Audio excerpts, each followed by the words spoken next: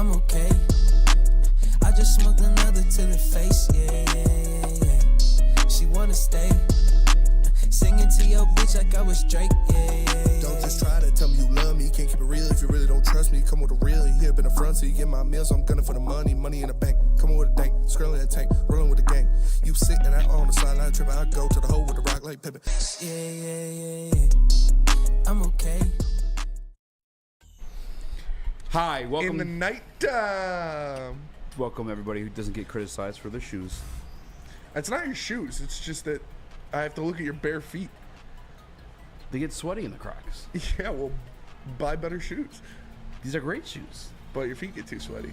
Well, if I don't have to have them on, you take your shoes off every day. But I'm wearing socks. Gross. No. Sick. No.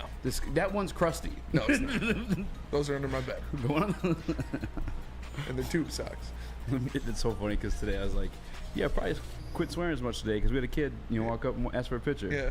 Immediately start the Fuck show. them kids. Socks. Fucking kids. You know what I'm saying? Welcome back to World Heavyweights live on WoodSports.com. I'm your boy Eazy, joined my guy Spin More Rex. What up, though? Young Chris. I'll never trust a kid after those kids sold us $5 melted stale candy bars. And this guy Eazy goes, "Hey kids, say a bad word." In the nighttime. Well, what's fucked up part is too? Like, I never had to pay $5 for candy. I know you sneak the candy in at the movie theater, but we would go see Ninja Turtles and Bryson wanted something. It was some random ass candy bar. $5 in movies too. $4.95 to be exact. Were those kids there? They're the ones working the counter. Yeah. They're in the back. Get back to work, you bitches! Yeah. They're just. Hey, bro, I'm all for child labor. Like, get those kids working early. Let kids be kids. I used to talk about, like, hiring kids when I was manager at Coney. Yeah. And, like, making them scrub the floors. Yeah. Like, putting them on chains. And when they're done, on chains? Pull them back in. Get your ass back to work. No comment. I got nothing on that one. I mean, it sounds like who we were talking about before we went on air. In the nighttime. It's what's going on. Those kids think they're warriors, man. That's all I gotta say. We were live at training camp today. Myself, Spinmo Rex, shout out to Stash, Sibo was there, Broder was there. Yeah. Broder got the he had the show no ticket. He a lot of the one. Yeah. Yeah. No, I had to show it to you. Your boy Brian gave me his. Oh, he already did? He already sent it? Yeah. Oh, okay. Shout out to Brian. Shout out to Brian. Brian also didn't die, by the way. Remember, I was like, dude, he disappeared. Yeah. He got kicked off Instagram. Oh, he started a new one. Oh, Messaged okay. me. I was like, oh. Nice. I was wondering, like, I was so confused. He's ducked us. But is someone trying to murder you or something? There was a lot of people at camp today. Jay Glazer was at camp. Jeremy Fowler was at camp. Yeah. Marshawn Lynch was at camp. Marshawn Lynch was there. Barry Sanders, Lomas Brown. Yeah. It was pretty dope. It was pretty dope. In the nighttime. Another person at camp was Ben Raven. And Ben Raven will be joining the show later today as he got to sit on the defensive side of the field where we kind of only got to see that. Where did you sit today, brother? I was on the offensive side, so I missed a lot of the defense. Yep. It'll be good. I'm glad he's coming on to talk defense. Exactly. Let's go. Yeah, because I got to see like the two plays I did see from the defense. But by the way, next trip definitely up there in the bleachers because you can see like everything. Yeah, and not fucking old people walking by in the middle of the fucking scrimmage. Yeah. I didn't get that at all. What are you leaving for? This is the best part of the fucking practice right now. Yeah. So I said I wouldn't swear today. Here I am. Already. In the nighttime. In the nighttime. Nighttime things that do it to me. But yeah, Ben Raven will be joining the show. He sat on the defensive side of the field. Practice was booming. But we what? Nothing. I was just gonna say practice was booming. Yeah, practice was lit. It was hot as shit out there. It was very hot. I could feel the fucking sweat dripping down my back and into my ass crack. And you didn't change. I did not change. No, because I had to go do some other things right afterward too. But we're talking about training camp all day. I promise you guys we'll open up the book on everything that we saw today. But we do have to bullshit the first 15 minutes to spare ourselves some topics. And number one on the sheet, outside the lines, Dylan Dennis versus Logan Paul. Logan Paul versus Dylan Dennis. It was announced on Twitter that this is potentially happening, and Conor McGregor put it out there that Dylan Dennis is back and he's gonna fight Logan Paul. Couldn't give less of a fuck. Yeah. And I'm the one of us too that's like he's not gonna show up. Yeah, no, he's not. In the nighttime. Dylan Dennis called our boy Ben Davis too. Yeah. Guess what? Scared. Didn't show up. Backed out. Yeah. This is what he does. He could have fought KSI. Yeah. Guess what? Backed out. Didn't show up. Scared. Dylan Dennis is a chump, dude. He's a chump. When we retweeted the Ben Davis one, he retweeted it and liked it, and then unretweeted it and liked it like 7 hours later. I'm like, I don't fucking know. Yeah, he's a loser. He's a loser. A fight's not gonna happen. That fight's definitely not gonna happen. Couldn't give less of a fuck about a fight. You also got Teddy Two Gloves down here. What that mean, folks? Well, Nate Sudfeld looked absolutely trash at camp today. Very bad. Had a lot of bad balls. All his balls were flat. In the red zone scrimmage, he had back-to-back fumbles on back-to-back plays where... Is that in the center or like... No, that's on him. Nobody else fumbled the snap. But it was like shotgun snaps. Like one was kind of low. Nobody else fumbled the snap. Different centers. And that's all I'm saying. Nobody else fumbled the snap. Different centers. So, Teddy... Teddy in the nighttime, welcome to the team, because Sudfeld looked terrible. He didn't look the best. I'll say that. Don't be a bitch. Say what you mean. No, I don't know. I'm not gonna say terrible. It just didn't look good. You know? Yeah, he had respect for himself. Yeah, that's fair. I don't know, bro. You were there. Would you say terrible or just like not good? He wasn't very good. Yeah. This was the day you wanted to see him. You know, his competition started today, so you want to see him do a little better. He struggled. Yeah. Jared Goff was on the money though. Jared Goff looked good. Jared Goff He looked did good. look good. Jared Goff did look good. I'm not gonna lie to you. I listened to him on the NFL Live like afterward while I was driving. Sounds just different. Like I remember like last year, this time of year, like he sounds like more confident himself. This year's even like another step above that. Like more like almost like, dare I say, cocky or like arrogance. You know what I'm saying? Like, because he was speaking about how last year he's like, because they're talking about the hype, you know, and he's like, do you feel the same as Dan Campbell, as the pressure, like just the wind beneath your wings? And he was like, well, you know, last year they said we were bad and it ended up being wrong, and so like when they're telling us we're good this year, they're probably wrong again. So we're probably somewhere in between. So we have to keep our head down, keep grinding, whatever. But like, it was the delivery of it. It was kind of like a fucking like, just nuts out, like fuck you guys type of thing. Which I'm not gonna lie, Smitty, because I'm an anti-golf guy, and I only said because that's what we're labeled as at this point. I liked it. Yeah, I like to hear that. Like the way I he like was to hear the talking. confidence. I like to see the things he was doing. He was throwing some frozen ropes out there for sure. He had a couple of real nice balls throughout practice and looked obviously in command of the offense during 11-on-11s in the red zone. So we're going to get into a lot of that going forward. But I do want to say this. I would be remiss without saying it. RIP Jim Price. Yeah. Legendary Detroit Tigers icon for many years, played for the team and was also obviously the radio voice for the team for a very long time alongside multiple different partners, and he passed today, so it sucks, man. Jim Price, Legend. he was a legend, dude. The yellow hammer, the big man buggy whip, batting third, the big man Miguel Cabrera, dude. Jim Price is the man. RIP. It's crazy too, because like I guess to speak as like a non-baseball guy, to know who he is kind of just speaks to like who he was. Yeah. You know what I'm saying? As far as like legendary status, like Jim Price was the man. Broder, I know you played Division I baseball. You got some stuff to say on this. You're gonna tee it up just like that. Yeah. Now I have to know everything about Jim Price there is ever to know.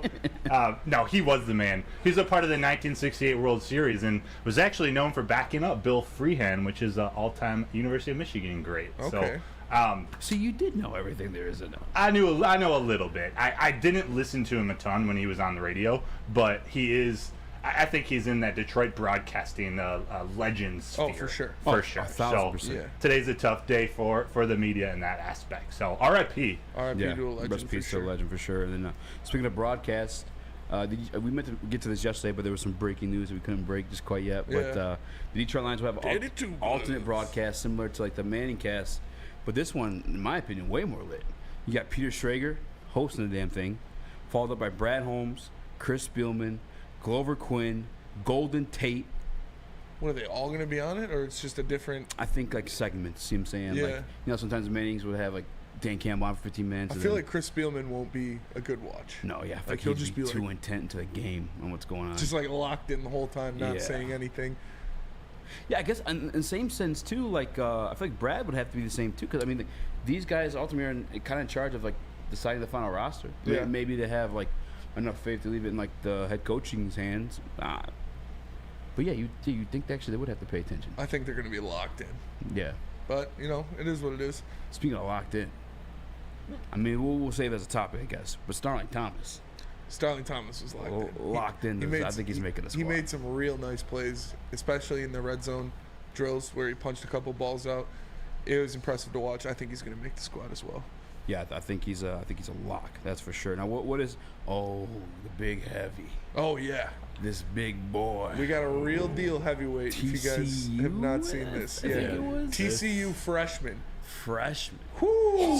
6 Breon Ramsey Brooks, 6'5", 455 pounds. Jesus, Now that's a heavyweight. Jesus. That man, you can't even see his number. What number is he? I think it's 55. It's hidden underneath his tits. Why didn't they get the man a bigger jersey? Bro, they make him that big? Look at him. Yeah, we had a 7X jersey for this guy Terrence at my. Was he this big? Yeah. Yeah. Oh Was he yeah. good? No, couldn't move. Yeah. Yeah, but He was like 6'5" too, right? yeah. Oh yeah. We had one of those too. Shout out Art Taylor. Yeah. Shout out Taylor Terrence. gang. He was a giant human being, but that's a heavyweight right there. Yeah. 6'5". Is he the only football player with a hyphenated last name that doesn't curve down the jersey? It's Yeah, just just- straight across, shoulder to shoulder. Fits across. That's scary. You know, It's a big boy. That's a big boy. that's an NIL deal waiting to happen for some Oh restaurant yeah, for sure. McDonald's. What's his name again? You put it back up one more time. DXL. Something. Yeah, DXL. Yeah. That'd be the spot. Something Ramsey. Maybe like ramen noodles. Something ramen. Let's change your name. How much money to change your name? My last name? First name. $250K Yeah. to ramen noodles. Yes.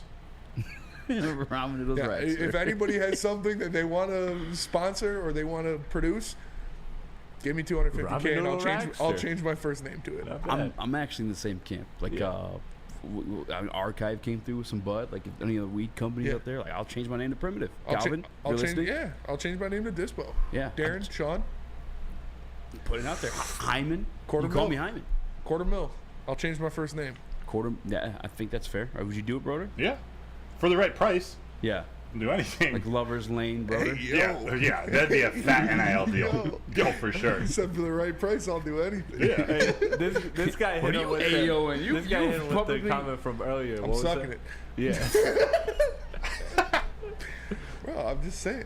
What'd be the For preferred- Mbappe money, I'm sucking it. Oh, man. Easily. No second thought. Like, just going after it. I can't. To completion. It's just stop. It's in the beginning of the It show. was like $763 million.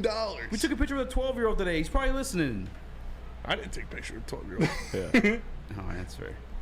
Well, they listen. Let me teach you about finance, young boy. Let me show you how the real world works, you little shit. Here's $50. Change your name to Heavyweights. Here's a fucking Snickers. Your name's now Heavyweights. Honestly, though, if there are brands listening, like we say our names often. Yes. People like not that many people. They know our names. Every day on this show, multiple times, we say our names. Red Tube Raxter, It could be, yo, this is Dispo Raxter. Welcome to the Heavyweights. XX and X Platte. All it takes is $250,000. I'd change my cool name with to that. Red Tube Raxter for sure. That's For a fire name. 1,000%. There's not even a thing of no questions about it. I'd probably go less than $250,000. Ah, Chico G let's said to negotiate, completion yeah. is crazy spend. To completion was wild. Yeah. $760 million. You just threw like visuals in there though. You know, I'm guess just you saying need. that. I'm just saying, what people don't forget. Mbappe was getting paid per second, imagine that per second. Yeah, exactly. That's crazy. I do want to get to this real quick before we begin with the show because I love trolling my guy. He's a A1 since day one listener. Our guy Joey 2 times. There's a thing in there. If you've seen it, Platty, it's from earlier at 326. Head coach Dan Campbell explained the decision. About Michael Brockers? Yeah. Yeah. The coach, the head coach of the team, explained. I don't know if Chris has it or not, but I'll just read it. Explained the decision to limit and cut Michael Brockers was to give more playing time to John Comiskey, and who was underlined after that? Josh Pascal. Josh Pascal. Their opportunity to earn more playing time along the defensive line. It's weird. It's like somebody said Josh Pascal was brought in to replace Michael Brockers. I just In the nighttime. I just want to do my thing. Tell us about Lady Jane's. Lady Jane's. You can walk into any Lady Jane's for an award-winning haircut experience Joey. and automatically enter for your chance to win not one but 2 vehicles of your choice, courtesy of Les Stanford Buick GMC Ferndale. That's right, one for you and one for your wife, girlfriend, or best bud. Lady Jane's open 7 days a week. Walk in anytime. It's wicked awesome. The only sports network in Detroit that starts with a W. You know, because we win. Woodward Sports, Detroit's winning sports network. Introducing the Planet Fitness Guide to getting that post-workout glow. Step 1. What's your why? More epic energy? Better sleep? Blow off steam? Step 2. Join Planet Fitness for just $10 a month and get moving in our clean and spacious clubs. Step 3. Bask in that post-workout glow. Join Planet Fitness today for just $10 a month. Join today at any of the 50-plus Detroit area locations. It's the Randy Wise Celebrity Golf Tour. You're a good coach, Tim. Oh, great shot. Some of the biggest names in Michigan sports, and some, well, not so much. Oh, yeah, baby. Oh, yeah, baby. Shit. Go in. Watch episodes at woodwardsports.com.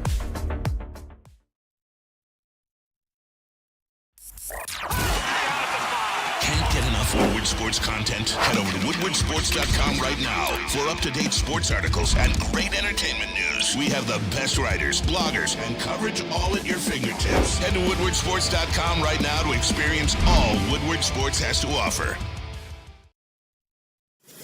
We aren't quite sure if they consume more beer or sports. Either way, the heavyweights are here. Live on Woodward Sports, daily 5 to 7 p.m. We are the network for Detroit by Detroiters. Welcome to the Woodward Sports Network.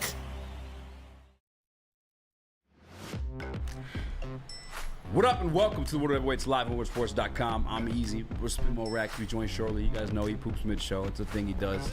He's off getting NIL deal to completion somewhere. We got Chris Platte on the ones and twos. Actually, Broder on the ones and twos. Chris Platte in the TD booth. We were at training camp. I know some of you guys seen us. Shout out to everybody who says what up to us and takes pictures of training camp. That shit's awesome. Shit is dope. If you see me, we'll be downtown on Friday. Yeah, if you see me walking around with a couple girls, baddies, do the same thing. Hype it up. Yeah. Hype it up. Damn. Like, don't even say like from Woodward, like from Pornhub, the giant. Well, no, because they'll learn eventually. It's not. but to make the boys look good. Yeah. Appreciate that. In the nighttime. Hit the like button. You guys haven't already. 5-star review on all podcast platforms. Be a friend, tell a friend, and share the stream. Love you guys for rocking with us. Shout out to everybody said what up though at camp today. But speaking of camp, boys, where did you see Josh Pascal playing? What was your biggest takeaway from camp today, Spenny? My biggest takeaway from camp today, other than the obvious things that we've been seeing, like Aiden Hutchinson looks like he's going to be a problem. Amon-Ra St. Brown flying all over the field, making catches everywhere. Dylan Drummond is real. Like, Dylan Drummond is real. The hype is real. The man was catching everything. He made great contested catches in both 11-on-11s and in one-on-one drills. It was exciting to see him go out there. He was torching some of the cornerbacks that the Giants were trying to put up there. And I love to see it, man. I love to see that guy out there, a guy that's grinded, a guy that's worked hard. He's never really gotten that shine. He's never gotten the exposure, but he's still out there. He's still making plays. So I love to see it. Yeah, I agree with you. Actually, I don't even like. Maybe it should have been obvious. It was obvious to a lot more people than myself. But if keeping a buck with you, remember Jared Goff had the text to Ben Johnson. And it was like, Amon-Ra, huge year. This is my text to you, Detroit Lions fans. Aiden Hutchinson, all caps on the huge. Yeah. Huge hey, year. Yo. Hey, yo. Mbappe money. We heard those rumors too. But we did hear those rumors. We heard those rumors. Aiden's the man. Aiden's the man. Yeah. He got it all. He got it all, people. But no, that was counts. That was my biggest takeaway was Aiden looked like a fucking dog all day. Yeah. The first play of the 11-on-11s in the script on red zone, fucking sacked Daniel Jones. Like Brian Branch had a sack. Josh Pascal had a sack. Yeah. James Houston came scraping down the defensive line and made a great tackle for loss. It's impressive stuff. The defense looked really good, man. The defense looked really good out there. I'm excited to see him again. I want to get back out there pretty soon. Yeah. But I was just happy with everything I saw out of the Lions today. Yeah, Lions dog walked the Giants today. And I don't know if it's partly – I remember I listened to the Brian Dabble part of interviews, and he said that he flew in last night. I don't know about the team. They fly together. I wonder if that had anything to do with it. But does it work that way for the games too? Ducks fly together. I don't know. Do they travel as a team? You got that one. You travel. They definitely travel as a team during the regular season. I think this is a special case. Why? No. Do they fly in like the night before the game though? Like a Or is flying that 2 V? nights? No. It's like 2 nights in advance, right? What may okay? So I will say again. that. Yeah, that was awesome. But maybe it's because I just flew in last night. I don't know, or what time was last night? Because sometimes last night, some people was like 5 p.m. Doesn't count. We still whooped that ass. But the only time, from what I could see, it looked like Daniel Jones was getting off or Saquon was getting off was when they were running those like zone schemes. Yeah. You know how the Giants are. Yeah, the only time Daniel Jones did anything was when he ran the ball. And it's like, you're not supposed to hit the quarterback. So he just runs by guys, and guys are just like, Yeah. like, what the fuck am I supposed to do? Like, Yeah. they should have just lit him up like the second time. There was one time I was kind of nervous. I was a little nervous. That someone was going to hit him? Yeah, I don't know. I don't even know it was Daniel Jones. I think it was like their second string guy. Yeah. It was Tyrod Taylor. Tyrod Someone said it was Taylor. Tyrod Yeah, Taylor. it was. Great backup to have. I know we got Teddy too. Shout out to him. But no, I'm gonna steal that same one from you. I'm gonna go with actually no, I'll go Starling Thomas. Obviously, I'll reiterate the Dylan Drummond stuff. And we spoke about it a little bit yesterday, and Spinney obviously today too. But I don't know what it is, bro. He just like he looks like a natural route runner. Like he's able to get himself open. He's great at like positioning himself for the catch. He may not always get the catch. There was one he almost got one-handed. It looked like he dropped last minute, or he may have caught it and just like let go of it when he got up, just like I did my pen just now. But no, the Dylan Drummond. I'm not by any means telling you guys he's gonna be a superstar, but he's noticeable out there. Like he is probably he's fighting for a spot. He's fighting for a spot for sure. You want on that one, Broder? On the Dylan Drummond bandwagon, or just my pick of the all the day? above. Well, we'll start with Dylan Drummond. You're spot on. Like the way he, even without a defender on him, the way he runs routes in the drills, I don't know how to describe it. It looks like he's a veteran wide receiver. Like just the way he comes out of breaks is very smooth, and the way he catches the ball, he's got very soft hands. Whether there's contact on him or not. My takeaway from the day was Jahmyr Gibbs. Yeah. And I only got to watch the offense. I really wish I got to see the defense. But Jahmyr Gibbs from the jump looked really good in both the pass game and the run game. He had a couple long runs. He had a couple touchdown catches. What he can do with the ball after he catches it, it's special.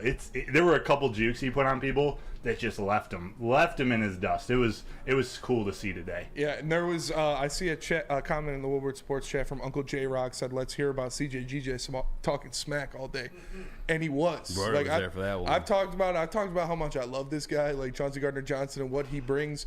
There were multiple occasions where he's getting in the faces of other players. He got in Amani Owarie's face, saying he can't cover shit, talking about different things. He got in Tyrod Taylor's face, like chest to chest with Tyrod Taylor after one of the red zone drills, talking shit to him because I believe it was Starling Thomas or Gilmore punched a ball out in one of those drills. He got in his face. He was chirping him. Then people pulled him back. Like, this guy is all over the field. He is talking shit. He is playing great. He's making plays. Yep. I saw a couple of the plays I saw from across camp, like the defensive plays. Smack somebody. Yeah, he smacked somebody on the sideline. I don't know who it was, but he was screaming up the sideline. CJ put him on the ground. It was one of those things where you hear the like afterwards, and like this is how much shit this guy talks. Like you think of a defensive player, it's common that he talks shit to an offensive player.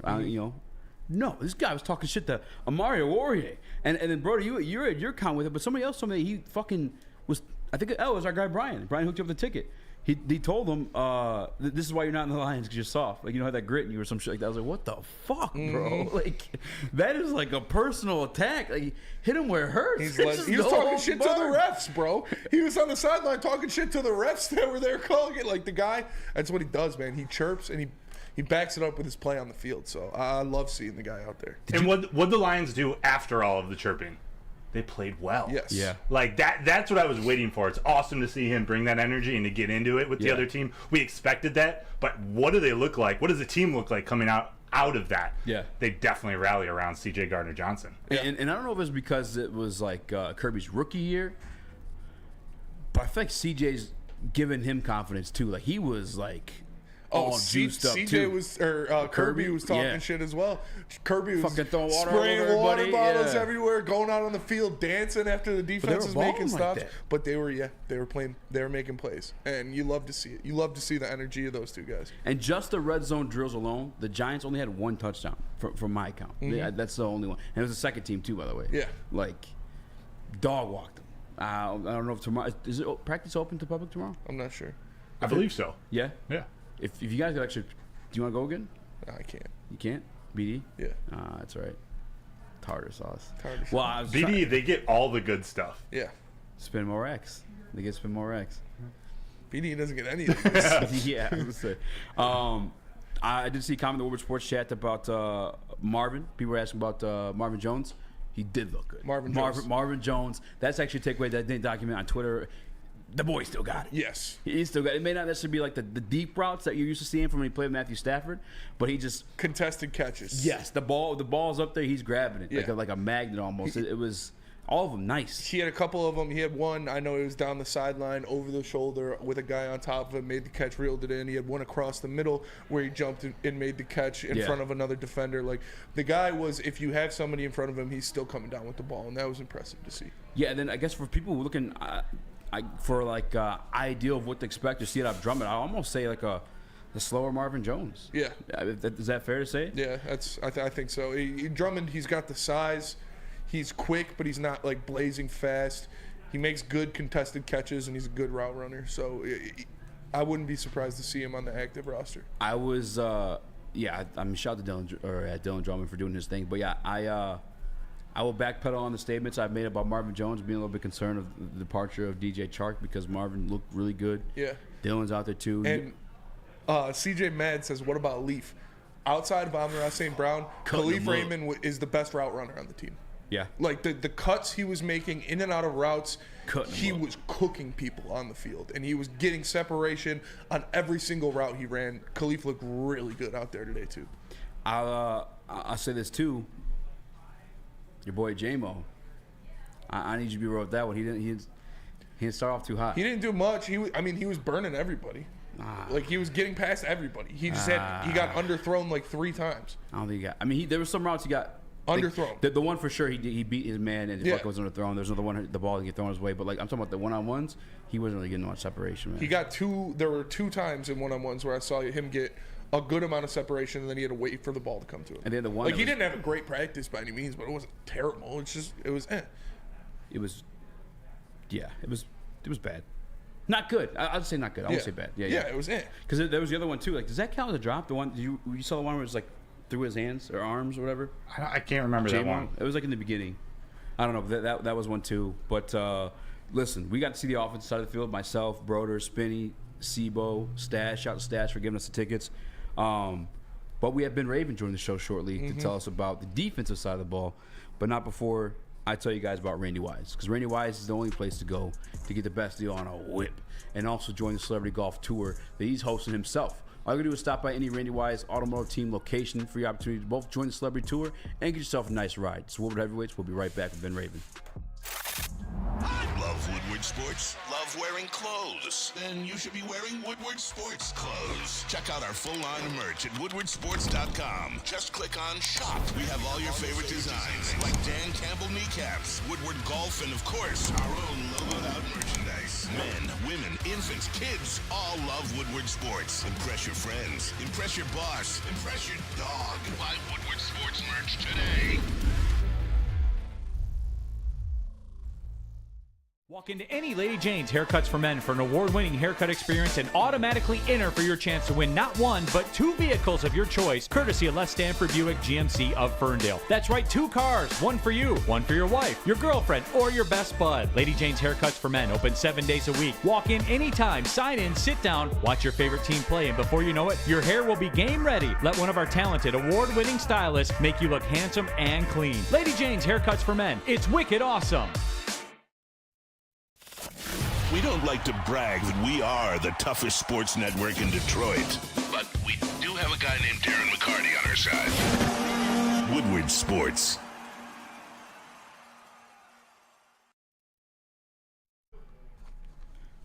When buying or selling real estate, flexibility and control over the sales process is key. Sellers, how would you like the freedom of canceling your listing agreement at any time for no reason with no penalty? That's exactly what Mark White and Associates offer. It's called the minute-by-minute listing agreement by Mark White and Associates. Try Mark White's risk-free minute-to-minute listing agreement today. Looking to buy or sell real estate? Visit markwhitesales.com or call 248-290-8242. markwhitesales.com, where flexibility meets success. Sounds like Spinny getting an NIL deal. Flexibility meeting success right now. Facts. Welcome back to Woodward Heavyweights live on woodsports.com. Eazy, Spinball Rex, Robin Raxter, XXNX, Flatty, Broder. What was yours? Lover's Lane? Lover's Lane, Broder. I don't have one yet, but we do have a special guest joining the show. Ben Raven. Shout out to him for being a real one and like being the only guy watching the defense today. I felt like everyone was on the offensive side. Yeah, there's a lot going on offense, but I'm excited to hear what he's got to say about the defense because I saw some nice things when I was peering over, and I also saw some nasty things like Darren Waller. We got Ben Raven from Men Live joining the show right now. What up, though, man? What's going on? What's up? The heavyweight beat writer on the heavyweight show, finally. Yeah, that's what it's all about. Dude, the beard's immaculate, man. I gotta say. It is looking pretty good in this Detroit light right now. I'm not going to lie. I like this angle I got working right now. Speaking of angles, man, you seem like the only guy to be reporting on the defensive side of the ball today, watching the first team against the Giants. What were your biggest takeaways? Yeah, my biggest takeaways is that Kirby Joseph, everything we kind of been seeing through him, through the spring, through training camp, it's real. It showed up today. I mean, he's near the ball every time it's thrown his way. I mean, he didn't have any miscues in coverage to my mind or anything like that. And I mean, that's like, and most importantly, him and CJ Gardner-Johnson have been the two safeties with that first team. It's been Tracy rotating in with the second team. And I mean, I love Tracy just as much as the next guy, but that's a ball hawking back end of the defense right there, especially with those upgrades at cornerback. And I mean, Kirby looked good today. John Kaminsky looked good today. And I mean, Levi Onzawerke, working with the second and third teams, but noteworthy. Had a sack, had a run stop. Dude's out there on the field. I mean, that's positive. That's positive. Anything that dude's doing right now is positive. That's actually huge. Yeah, I love hearing that because we thought, last year, is the guy going to be able to play ever again? Dealing with a back injury like that, being a fellow heavyweight, we know, what that can do to a guy. But outside of that, this guy, I coined a nickname for this man, Jack Campbell, also known as the Meat Missile. No, don't. How is he looking? How is he looking out there going against the Giants? Nothing crazy noteworthy today because it was a pretty strong rotation of Campbell, Barnes, and Rodriguez next to Alex Anzalone out there with that first team defense. But I mean, he's just solid, and I mean the thing that's really going to work to Jack Campbell's favor as a rookie is his length and his speed and his size, and just it makes up for those rookie mistakes and those rookie insecurities. I mean, this guy's going to be legit. I kind of fully expect him to be the day one starter next to Anzalone. He's pick 18 for a reason. I mean, he's done enough in practice. Like, quiet day to day don't concern me because, I feel like I already know who that guy is and who he's going to be because he's got that kind of you just can't teach his size and that length and that speed. I mean, he's already going to be one of their best coverage backers, if not already, on day one. So I call him the Meat Missile. Big, girthy, and fast. That's what it's all about. Speaking of big, girthy, man, how does Broderick Martin, man? I know he was getting some reps with the first team like during the early weeks of training camp. And when I watched the red zone reps, I think it was Isaiah Bugsden. Is he still doing well? Yeah, absolutely. I just think the more as we get closer to the season, Bugs is going to see a lot more of those first-team reps, and that's okay because Broderick is going to get his snaps. I mean, he has shown, just a lot of growth. Just so much more growth, and he's so much further along than I personally expected him to be. It's such a football cliche thing to say, but, he is high. He gets high. His pads are high, but he is so wide in there. And he has some natural instincts against the run that are really going to kind of fit well with what they're trying to do on the defensive line.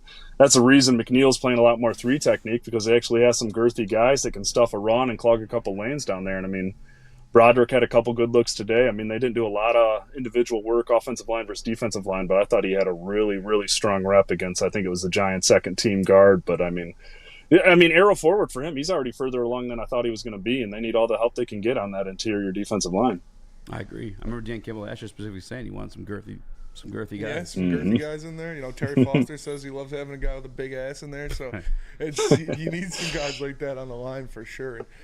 One thing I saw from, obviously we were sitting in the stands like peasants watching these happen on the offensive side, but I noticed Chauncey Gardner-Johnson lit somebody up on the sideline when he was coming down the sideline. Do you remember what happened on that play and who it was on?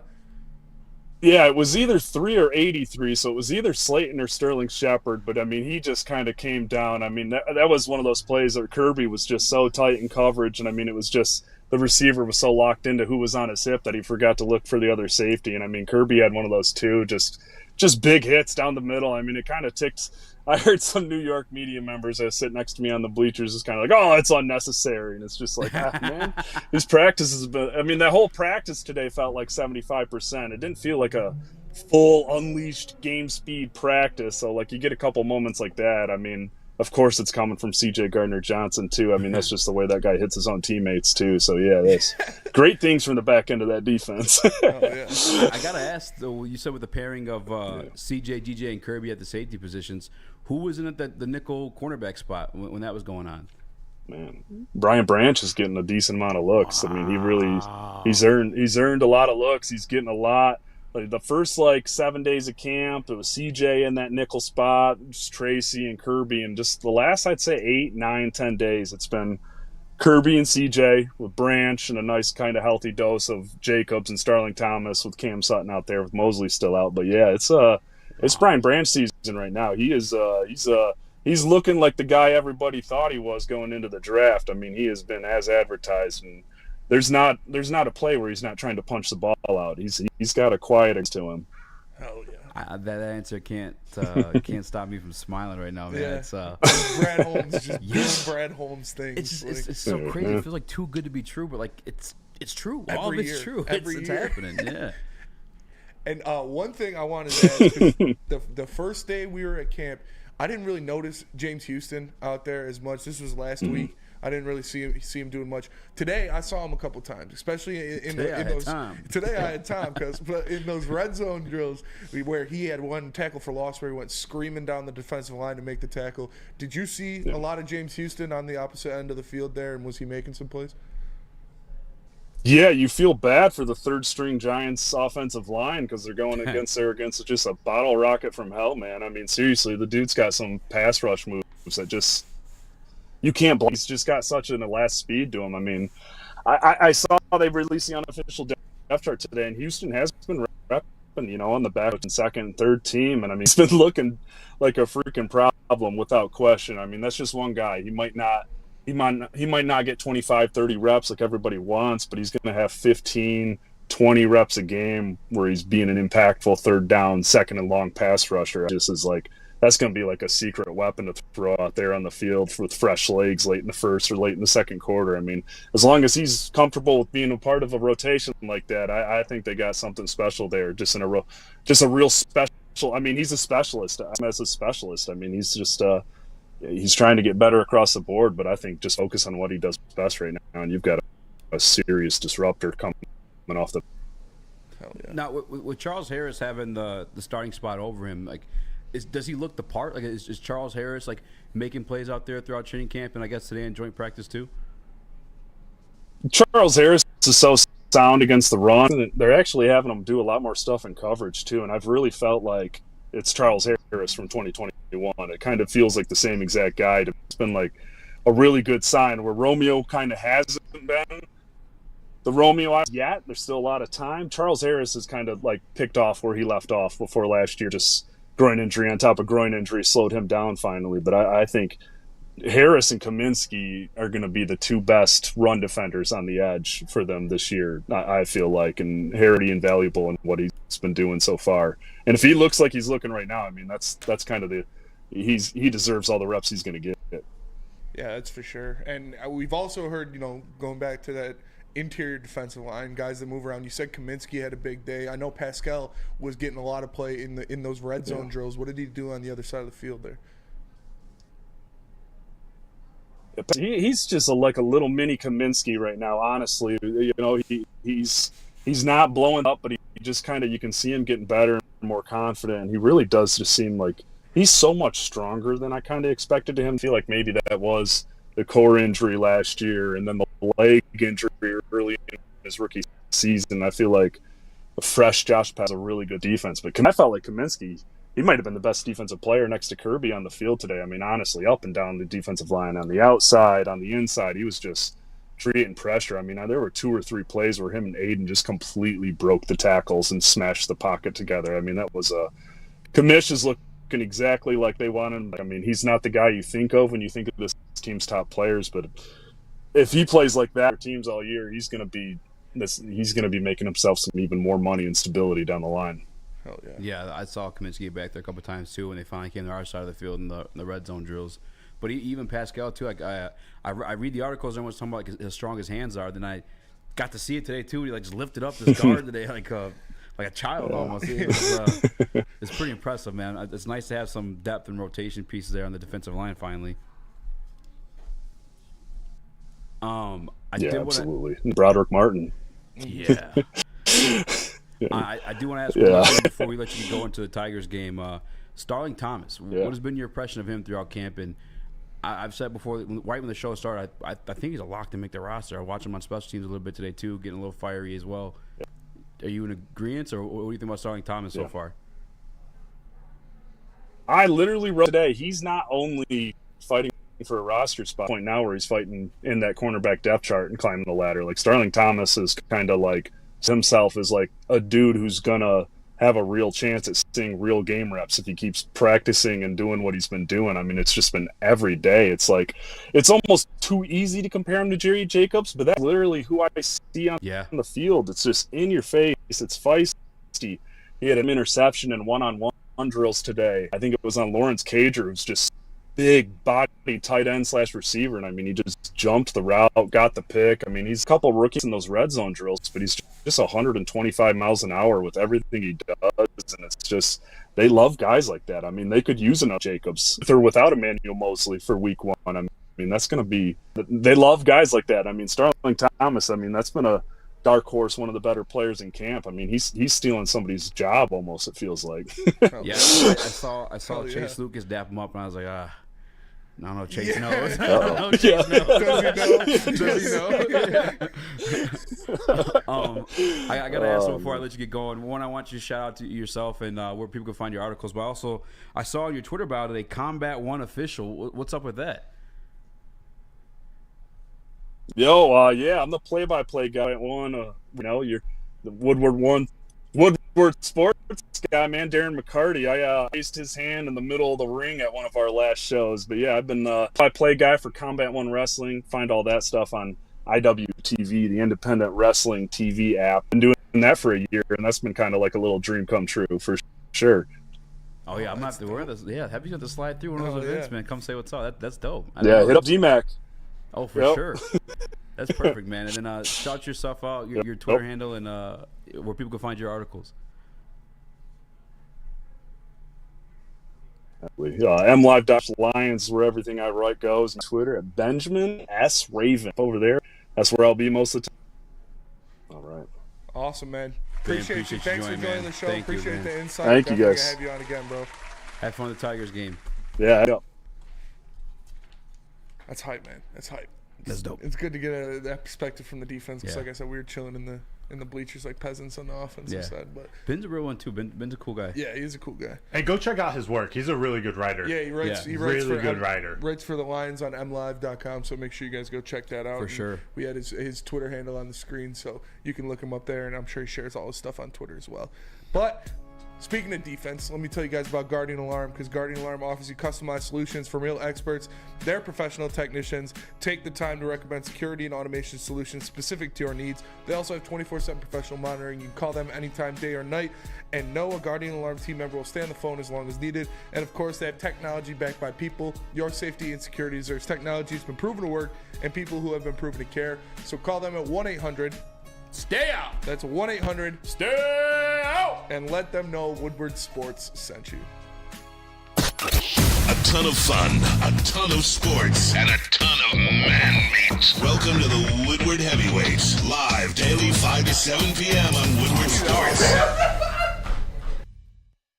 By now you know me, Christina Gennari, as the obvious choice in real estate. And you know my website, soldchristina.com, as your #1 resource for buying or selling your home. Myself, along with my amazing staff, pride ourselves on making your home buying and selling experience a relaxing and easy one. Come see why we are the obvious choice. Christina Gennari at soldchristina.com, the obvious choice in real estate.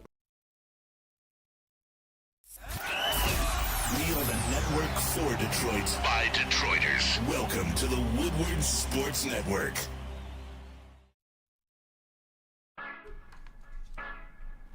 Bonjour. Arrivederci.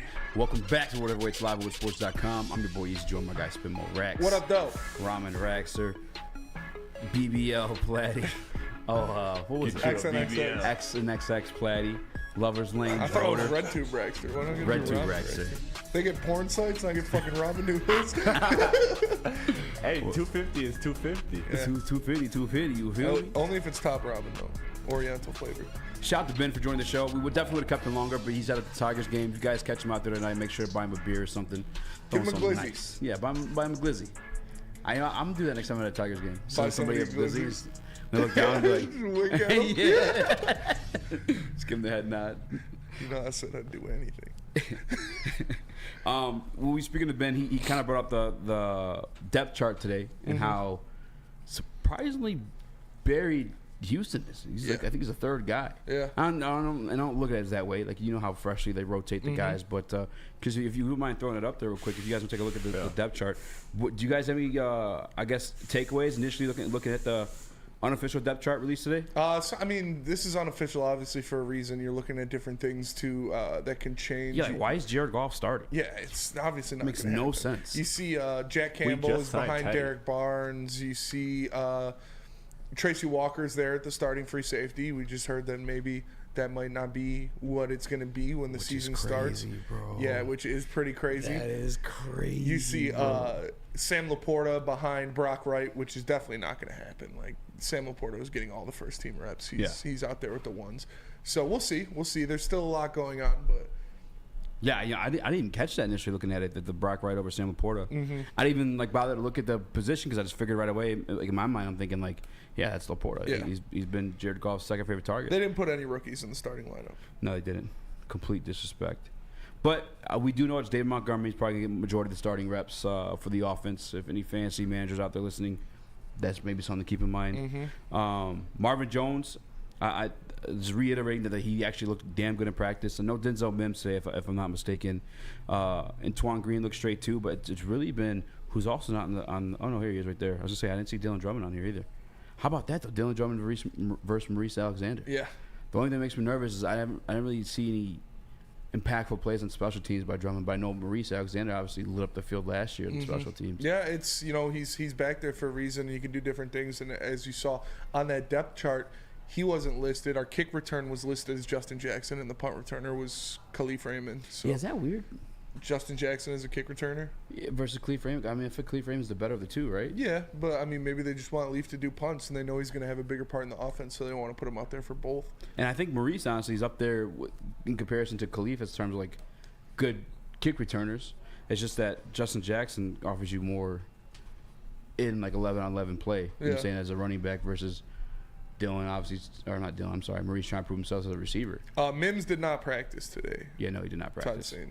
Yeah, So that's we'll what I said. But Maurice Alexander and Dylan Drummond both had great days today at camp. Maurice Alexander made a couple very nice catches. He made one diving catch over the middle. He made a couple things where he's cutting up people.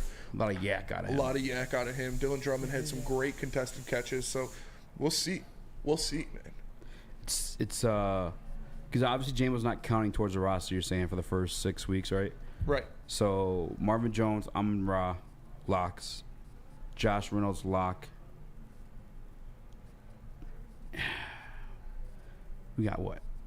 3 more guys to go to match what they carried into last season. Broder, what are you thinking? The final 6 wide receivers to make the roster, because we got on the prep sheet Maurice Alexander versus Drummond. I think Drummond wins that. If that's what it comes down to, Drummond definitely takes that. Yeah. I think he's in there. I think Antoine Green makes the team. If we're looking for like 2 more spots for wide receivers, or 3? Three, because we got Marvin, Amon-Ra, and Josh Reynolds. Oh, Khalif. So two more. I knew we were missing somebody. Yeah. I was like, we got that depth. I think it's going to be Khalif, Antoine Green, and Dylan Drummond. Yeah? Yeah. I mean, I'm kind of in agreement. I like Alexander. I just like him more so as a kick returner. Yeah. But if they're giving that job to Justin Jackson, I don't know that he makes the roster. But I hope he's still in the practice squad. I mean, I'm sure he's still around this year. Yeah, I was afraid somebody's going to pick him up and he's going to be a star based off the preseason. I get it's preseason, but like he was consistently doing damage in the return game. Looking nice in the return game for sure. But as a wide receiver, just as a flat wide receiver, Dylan Drummond has been outperforming him at camp. That's fair. And I think he offers more too, a bigger body, all the above. Mm-hmm. Denver Blair, this is Eazy. That is a dope shirt. This is the Heavyweights Deadweight shirt. You can find that. I got to fix the website to heavyweights.com, but speakeasysports.com, you guys can go order one. And this time it's not fucking us making the shirts. You just get them straight from a factory. Yeah. So less we don't have to hand deliver them. yeah. We're no longer hand delivering the shirts. The thing that Ben brought up though that kind of like blew my mind was the starting pair at safety. Yeah. CJ, GJ, and Kirby, and not the fact that they're starting, but it's like Branch starting at nickel. Fuck. What? Fuck. That's pretty crazy. Brian Branch was making plays today. I saw him in coverage all over the field. He had a sack in one of the red zone plays, and I mean, it's hard to keep out a guy like that. He is a sure tackler. We know that. He's a Swiss Army knife. He can do a lot of different things. So, it sucks, but we'll see. There's still a lot of time. We'll see how it really goes down. But if Tracy gets issued out of the starting lineup, that just says a lot about the depth of the secondary this year. What do you make of that, brother? The news, Brian Branch forced himself as a starter his rookie year. I think if that's how it plays out, it's best case scenario for the Lions. Yeah. Having a veteran guy who can still play in Tracy Walker coming off the bench, it just speaks to the overall depth of that team. And it's not that, actually, I take that back before I said it. Tracy Walker may have lost a step at this current time. I still think he's recovering from his Achilles, and that explosion just isn't there yet. But when that's back, and if he's still coming off the bench, it's going to be a show. Yeah, and then the other thing too is like now you say that, I do remember like thinking he's going to hold on the spot because I seen him making plays when we went initially on Saturday. But then I'm thinking back, the plays that he was making was on like Chase Cota. Yeah. Which no disrespect to Chase Cota, but it's like it's Chase Cota. Yeah, it's Chase Cota. He's not making the roster. UDFA, No knock against UDFAs, but just not much was expected of him. But it's tough for Tracy, but good for the team ultimately. If you're the guy who was perceived at some, I can't say because he fell to the second round, but a lot of people had Brian Branch like the #1 defensive player in the draft. Yeah.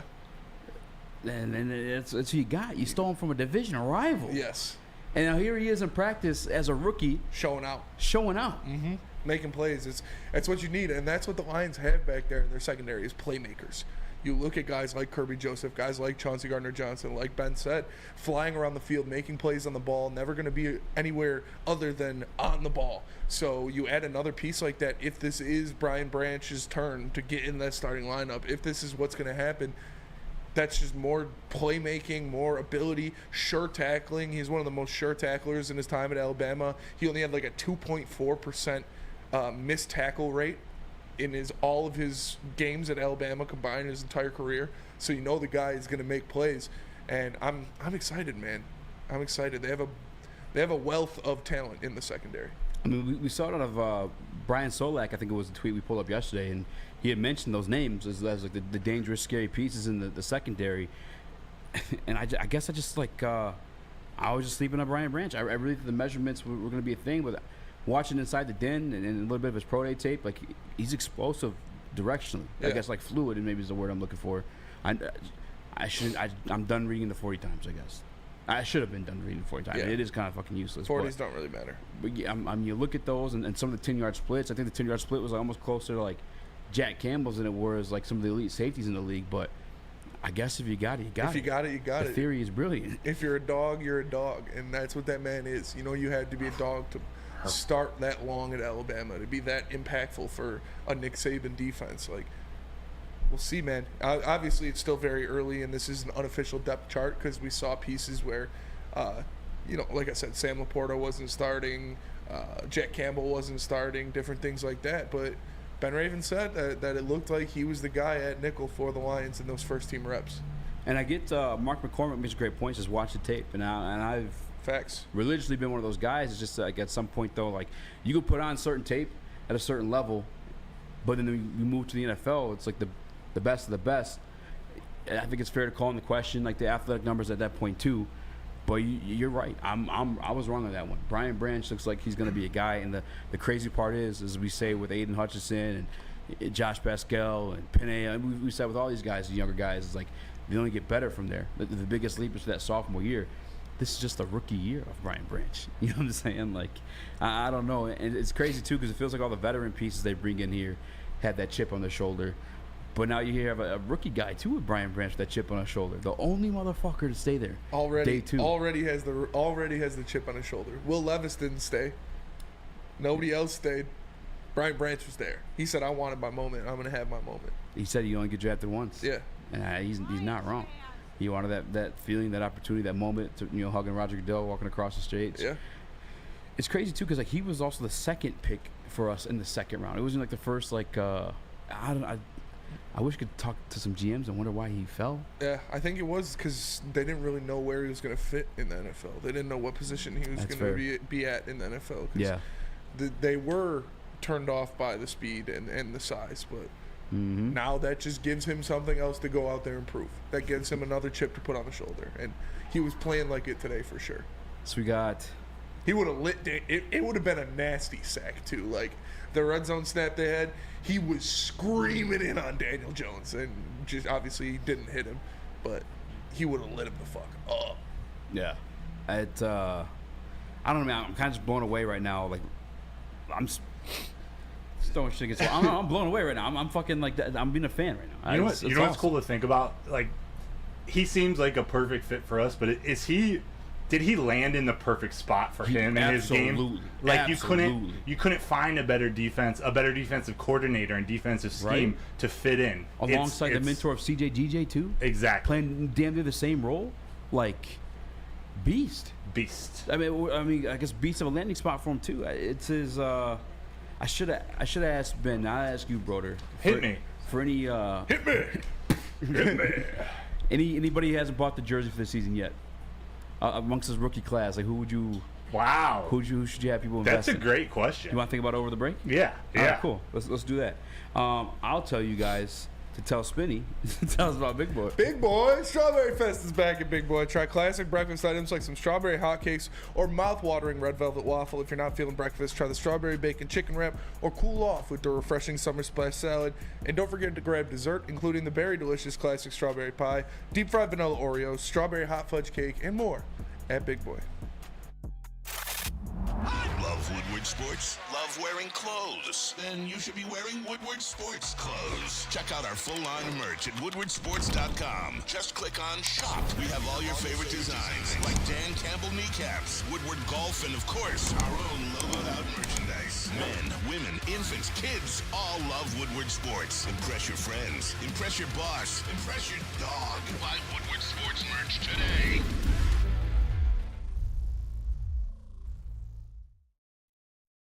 At work and at home, we're there with smarter security solutions. Featuring complete automation with customized alerts and more. For over 90 years, we've been the company that's been counted on to protect what matters most, all with personalized service and care. Right now, for a limited time, receive a free video device plus free installation with a new home system. Guardian Alarm. We protect Michigan. Make sure it's seen and heard. Corner, jumper. Tweet us, hop on the YouTube chat, slide in the DMS at Woodward Sports on all social media. Play, practice, and party at 5 Iron Golf, located inside the Cambria Hotel in downtown's newest sports bar, with 13 TrackMan simulators, certified instructors, and a full bar and restaurant. And don't forget to mention promo code Woodward for your first 50% off. The heavies will be doing the show Thursday, but Braylon will be there Thursday for the official golf league. Thursday nights. And again, you guys go there, come hang out with us, because I'm sure we'll go up there, get some food, get some drinks. There's 25% off for that as well. But at exiting, use promo code Woodward for first 50%. I don't know if you're getting. I mean, you might not get our 25% off. I don't know. Just pay Spinny to buy your drinks. You tip him. I ain't gonna be there. If you tip him enough, he'll change his name. It's true. Slut boy. Bring me my drink. Hey, Spencer almost said something wild. I think he was thinking of a payment for something else. What did I almost say? Oh, I thought you were going for the 1 million. I'm sucking it. That's what I said I ain't Jesus. gonna be there. Get out of your head, Yeah. Chris. Chris, I know Sick it's something fuck. you want a picture, but it's all right, bro. My It's God. I'm just saying, this GoFundMe, link in the bio. Before he went to break, I don't know what's going on over there. Dude, I have no idea. Before we went to break, I was asking, brother, by the way, 5-star review on all podcast platforms. If you're 5-star. listening live, hit that like button. Be a friend. Tell a friend. Share the stream. We'll be out down at the game on Friday night. Make sure you guys come say what up, though. We may or may not be hitting the booty club afterward to celebrate a certain someone's birthday. We are. And We it's are Easy's headed. birthday. Yes. Thanks, dude. Bro, I asked you before break, though, what jersey would you recommend Lions fans invest in out of this rookie class? It is a great question. I've been thinking about this for the last 2 minutes. I'm going to go with 2 players who I think will have the longest careers with the Lions, specifically. Pacifically. So it's between 2. I can't decide. Maybe you'll help me.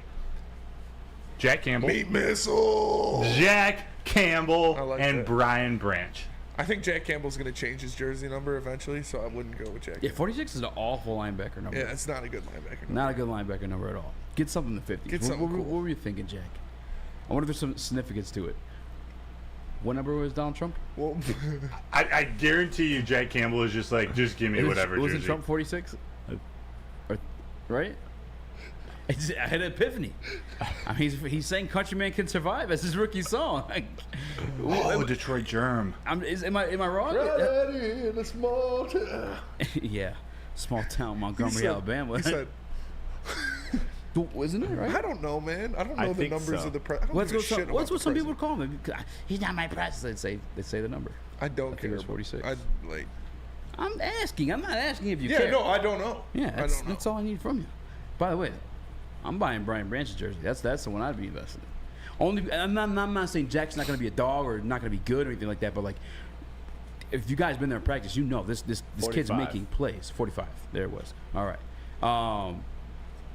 One over Jordan. Isaac Lee says 46 was Jack Campbell's high school number. Okay, that makes more sense. I was wondering if the significance And was Mark McCormick says 69. nice. Yo. He should have got a single-digit number or something in the 50s. Did you see Darren Waller was number 12 out there today? Yeah. That was kind of weird. I definitely saw Darren Waller. Big boy. Wearing number 12. He was... How do you look? Why you say it like that? Because anytime I looked over, I just saw that giant human catching a ball. Giant, yeah. Yeah. I know, because the first couple plays I could see from over there was... Darren Waller. Well, the first one was Saquon Barkley, which, again, like I think it was Broder or Ben. One of you guys said like it was like more like a 75%. Yeah, so they weren't taking him down. Yeah, so like I saw Saquon score one, but I don't know if it was one of those situations where... He just kept running. Yeah, and then I saw Daniel score one, and obviously you're not allowed to hit him, so... Yeah, that shit pisses me off. I did see Charles Harris trying to guard Darren Waller, and I was like, oh, God. Yeah. I was like, 53. Anzalone 50. made Charles Harris, why the fuck is he guarding Darren Waller? Anzalone made a real nice play on Derek Waller on the sideline. I heard. did see that. Yeah. Darren Waller went up for a catch. Anzalone was on him, jumped up, tapped the ball away. It was a nice play. Hit the like button, 5-star review on our podcast platforms. Anal zone. This was a topic before Ben came and dropped the ball on us about Brian Branch usurping Tracy Walker, but it looks like it's happening before our very eyes. I guess. See, there's still a lot of time. For Tracy? Yeah, for everybody. Yeah. The camp is young. I think it might be Brian's, man. Only because I'm putting together, too. Like, we started the show off. What? I just fucking, when I look down. Your socks? Your Nasty crusty ass socks? toes. That's all right. Get over it. We got a show to do here. Brian, I was gonna say though, I think it might be Brian. As much as Tracy is like good in the box, Hell yeah. He's more of like a defend the run type of safety. That's what I think of him as. Obviously, the year you got the big deal, it was like the tackles you look at, like damn, never really wanted to like make plays on the ball. I'm not in a disrespectful way, just in an observation way. I'm saying Brian Branch makes plays on the balls as well as a tackling machine. But then the reason why I got so quiet in the last segment, I was like thinking out loud, I guess, about like, the pairing. It just feels too good to be true. I'm thinking of like how fucking beastly Aiden looked today. And it's the fact that like quarterbacks can be rushed to throw into fucking Brian Branch, Kirby CJ, Joseph. DJ, Kirby Yeah. Joseph, bro. point. Like, Jesus, Yeah, man. it's going to make the defense a lot better the way those two positions complement each other. Like the secondary will give the pass rush more time to get home, and the pass rush will make the quarterbacks maybe throw the ball before they want to, so they can make a play on it. Yeah, fuck, man. It's really exciting. And then you also asked in the prep sheet how important are joint practices really? Yeah. And I'm glad you asked it because I thought about this on the way in. We got some comments on it from Anal Zone. Do we? Yeah. Let's hear it. Where are they? Hold on. Video Alex Anzalone. Oh, yep. Well, then I'll. Sorry. Oh, we got it? All right, cool. Sorry. Why is it not playing? There we They're go. super important. I feel like Dan does a good job emphasizing the importance of it, just, top to bottom. They put a pretty big emphasis on these practices as far as evaluation and earning jobs, and whether you're playing significant snaps in the preseason game or not. He's a warrior. He's a warrior. He is not a coward. He is a warrior. And he is right. He respects himself enough to stay on the field. He definitely respects himself a lot. So I'm happy to see him out there. And like he said, like they put a lot into this. They put a lot into roster spots based on this because you're going up against somebody else. You're not playing the same guys. You don't know their tendencies or different things like that. You have to go up against a whole new team.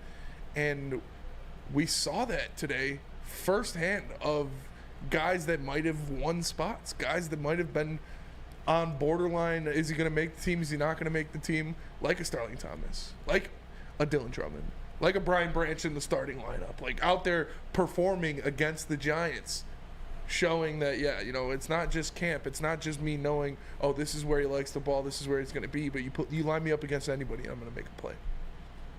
100%. No, but what I was gonna say too, alongside that, with the importance of these joint practices, is like, I think they're key for what the Lions are heading into week 1, regardless.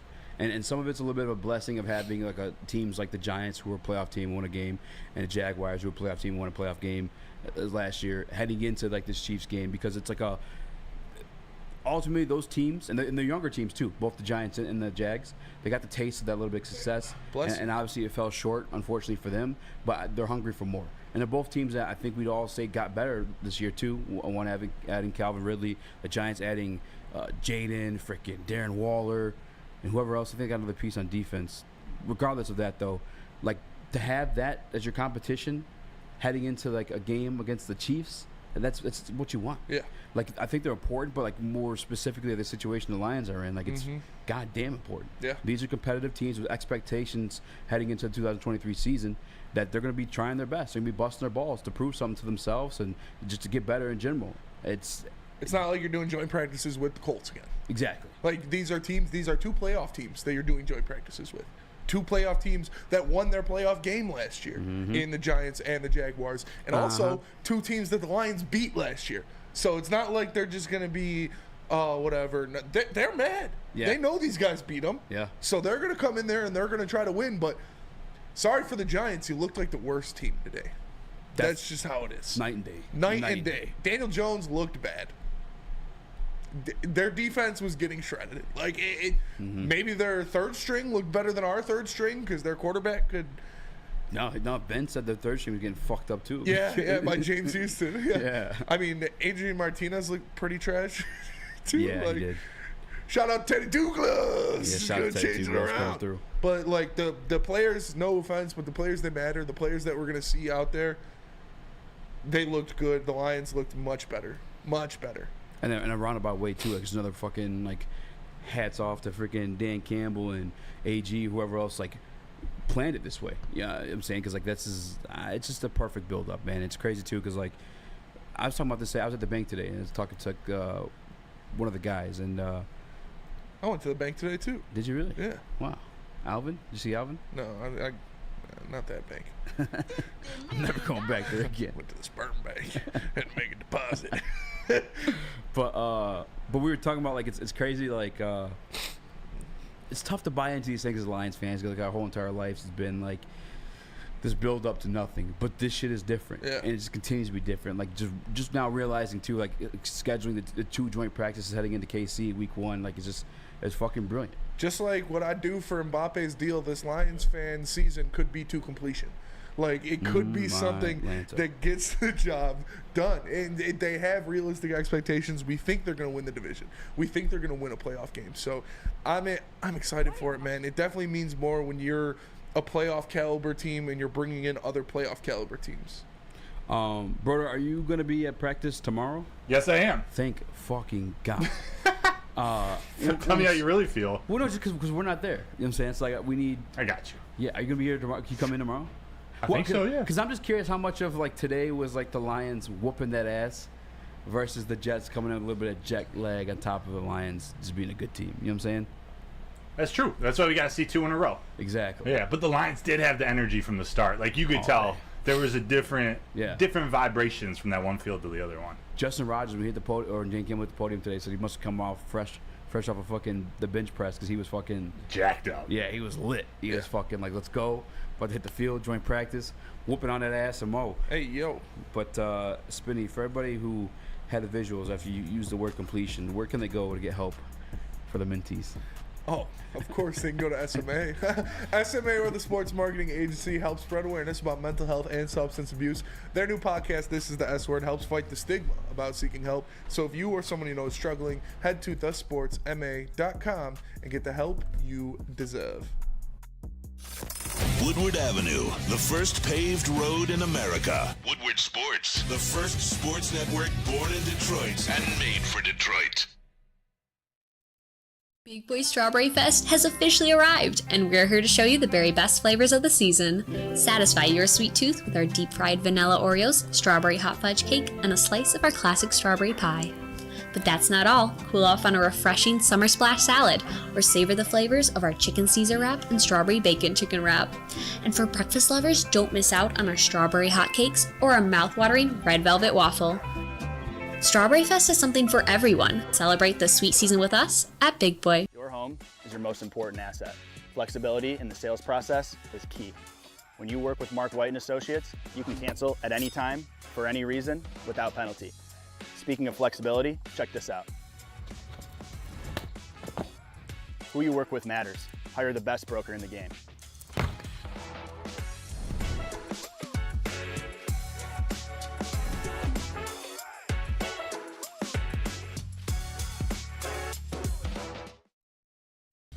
Game is won in the trenches, and our big fellas don't mess around. The Woodward Heavyweights on Woodward Sports.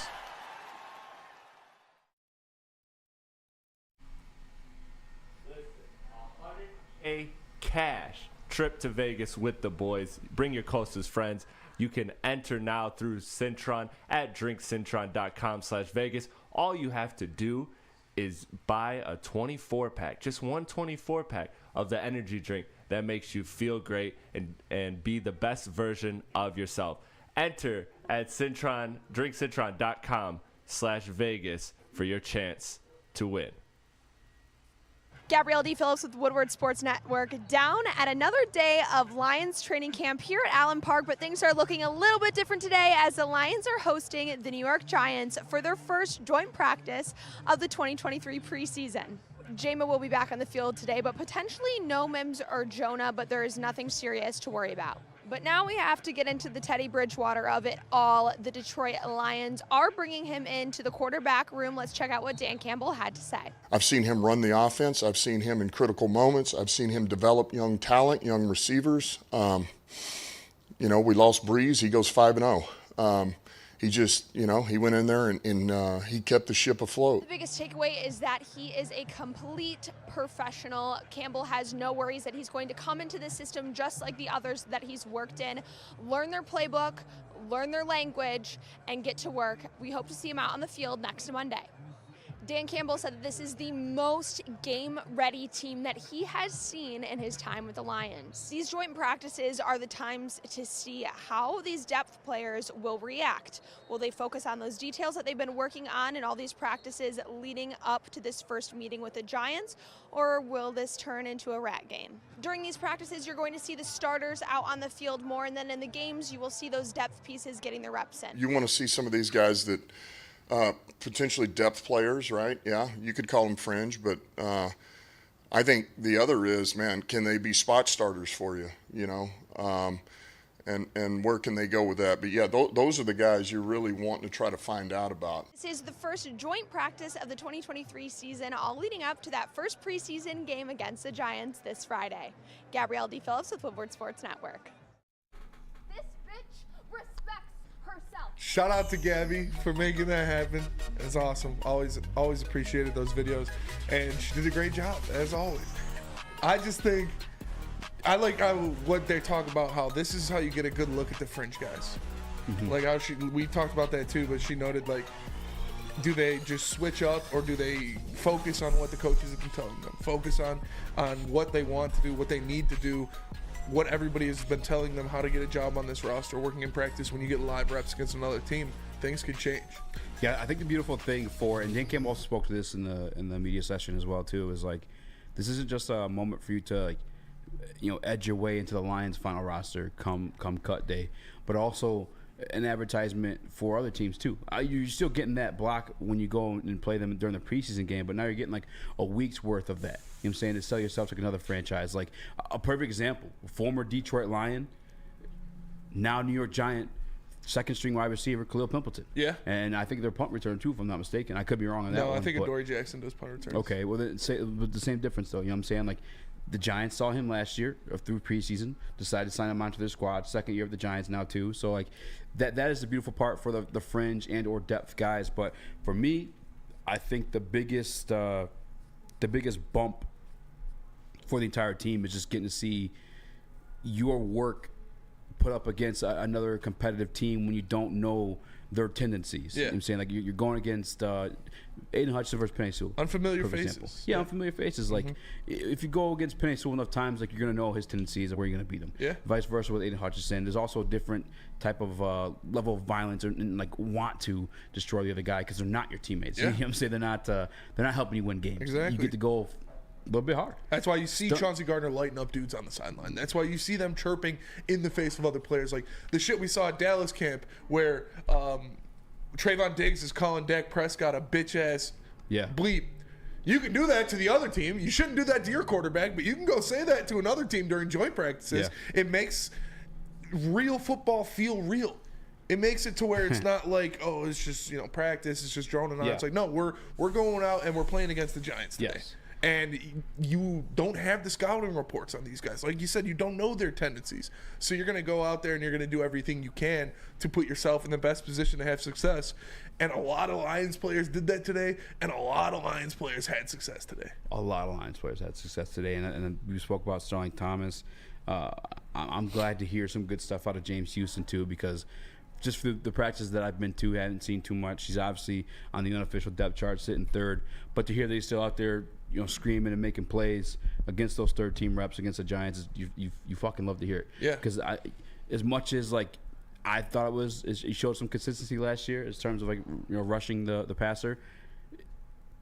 To see this year this training camp start again, and not that Charles Harris is a bad player, but Charles Harris to be put in front of him like definitively almost, it doesn't even seem like he has a chance to start. And I'm not like, it's not a knock against him, but I'm just glad to see he's still producing somewhat somewhere against a competitive version of the New York Giants too.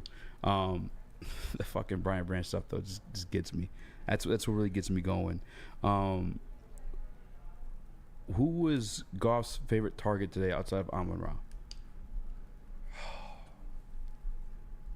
I think it was Sam Laporta. Yeah. I really do. I think it was Sam Laporta. He made a lot of good catches. Obviously, Khalif got a lot of run as well.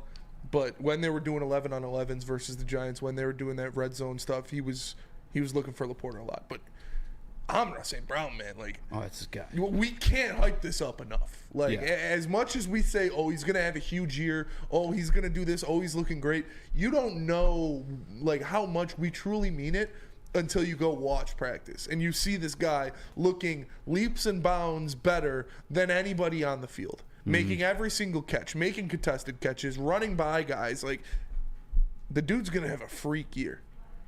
Amon-Ra. Yeah. Who do you think is gonna have a bigger freak year, him or Aiden? Amon-Ra. Really? Yeah. I'm going Aiden. Yeah. Only I think Aiden will have 13.5 sacks, but I think Amon-Ra will have like 1,200 yards and 8 touchdowns. I can see that for sure. I mean, he's a dog. Yes. He's just, and the thing too is like, I know we beat the Giants last year, but like the one thing that's not really talked about a lot is like they lost one of their starting cornerbacks in that game.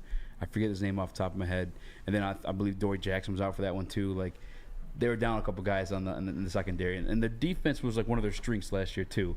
But they weren't down on the offensive line, No, and they were that not. defensive line of the Lions Correct. just absolutely beat that Saquon ass. Barkley Correct. got taken out of the game. And that's kind of like what I was getting to though from today though is like there wasn't that excuse today. You know what I'm saying? They had all their guys outside of Evans and Nacho, which I don't even know who the fuck that is. Yeah. But it's an awesome name. But His name's Nacho? yeah, it's either his last name or it's like an abbreviation of his last name. Like Libre? Dabo was talking. He said Nacho won't go today and Evans will be out today too. But regardless, though, no excuses. You know what I'm saying? Like, fresh bodies stay in camp. Your ones versus the ones, and twos versus twos, threes versus threes, and the Lions came out with W's. Out of, you put all those numbers and those positions in a pot, you stir it up, and the Lions came out with the fucking big fat dub. Yeah. Jameis Winston style. Jameis Winston style. It's baby. true. They were eating W's all over the field, whether it was one-on-ones, whether it was 11-on-11s, whether it was red zone. The Lions looked better in all facets. And like I said, I can't say this enough. Outside of Amon-Ra St. Brown, Khalif Raymond is probably the best route runner on this team. He looked so good. He was in and out of breaks, cutting guys up, breaking them one way, breaking them the other way, pause, and just making plays on the ball, running past guys, running through guys, jumping over people, making contested catches. Khalif looked really good today. Wasn't he unguardable? Yes. Like, from the start, Yeah. especially in the one-on-one drills, still in the 7-on-7 drills, no one could guard. Like, his route running's impeccable. Yes. What's up, Coach Walk? Shout out. Shout out, Coach Walk. You know who Coach Walk is? Yeah, I literally just looked down and I saw his message, and so I was like, it was just stuck in my head. Coach Walk's the dude. Shout out, Coach Walk. Yeah. The other piece too is I guess Gibbs. I don't think we really touched on enough about what he did today too. Like, it more felt like more so in the passing game than it was like in the run. What is that going on over There's there? a fucking fruit fly. Or fruit something? fly. Yeah, it's pissing me off, bro. You ever seen what's the movie? Good Burger? Yeah. The guy's like, that's what they thought you were about to do. Smack yourself in the head with a spatula.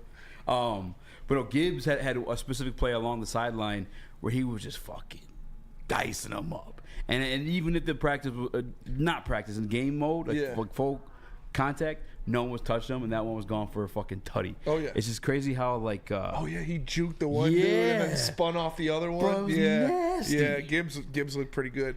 Monty looked good too. Monty had a couple big runs. He had a nice one-handed snag out of the backfield. Yeah, Monty looked really good. Honestly, a lot of the running backs look good today. I'm not gonna lie. Jamar Jefferson carried like 3 dudes into the end zone during that red zone. Trucked somebody. He trucked somebody right at the goal line. You saw Kirby and CJ like throwing shit.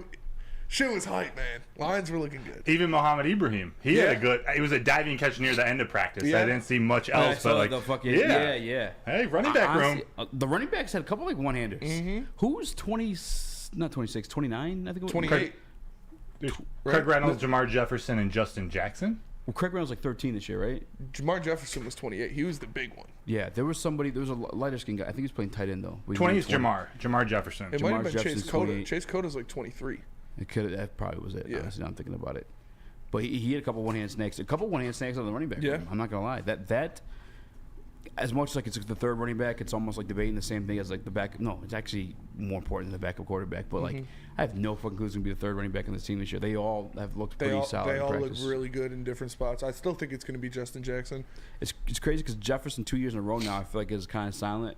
until he puts the pads on, and you're like, oh shit. He lays a boom on some Yeah, people. he's a good player. How awesome is it that they have Scotty Montgomery leading that room? Oh yeah, like who's his last stop in Indy? He had Jonathan Taylor and Nyheim Hines, and he built that sort of two-headed monster. Yeah. With two guys that can catch it out of the backfield too. It seems like another perfect marriage coming here with Demont and Gibbs. And I'll tell you what, Scotty Montgomery was doing his drills with the running backs right in front of us. He coaches hard. He was because they were doing like blitz pickup drills, and so they'd hit one pad and then hit one pad, and he was laying into Gibbs like he was smacked because he was doing one, and then another running back that would do it, and he was like, come on son, come on, like smack. Marshawn Lynch was standing right there like, all right. Yeah. It was pretty dope to see. And he's like the backup head coach too. Yeah, the assistant head coach. Assistant head coach Scotty Montgomery had just 1 year. Yeah, is that weird at all? Like, do you think you could be like AG or someone like that, or Ben, because of like them getting interviews last year? You mean, is he the next man in line for an offensive coordinator position? Well, I guess why would he get the backup head coach role over those two? Yeah, I think you want to. Those guys have a lot to worry about game day. Mm-hmm. Like during games, the offensive coordinator and the defensive coordinator have a lot more to worry about than the running backs coach does. Mm-hmm. So you don't want to give them the extra added pressures of the whatever assistant head coach does. Yeah, maybe they're already credentialed enough in that realm, I guess. Yeah, and I might butcher the name of the program, but the NFL is like a head coaching accelerator program where teams nominate one of their coaches on the roster. And we sent Scotty Montgomery like the week after we signed him this year. He's known around the league as having that trajectory of being a head coach in the future. Yeah, he could be, hypothetically, if Ben Johnson leaves this offseason, his name will probably be in the mix for the OC job. I believe it'll go to Tanner Engstrand, if not someone on the outside, but he's going to be getting looks here in the next year or two for higher head coaching positions. Yeah, the only thing that scares me about the whole situation is like, because I heard a lot of good things about Estrand. I think it was you that asked the question. Did you ask him about Estrand last week? I did. I did ask Brock Wright. Yeah, he got perked up. Yeah, dude, his face lit up, and he didn't really reveal the curtain too much, where like you know Engstrand's going to be the next OC or whatever. Yeah. But the way he talked about how he coaches that tight end room and the bright mind that he has taking over for Ben Johnson, who was in that passing game coordinator role last year, and Engstrand was Engstrand is the tight ends coach last year. He's now the passing game coordinator. That's the same trajectory that Ben Johnson was on. Tight end coach, passing game coordinator, OC.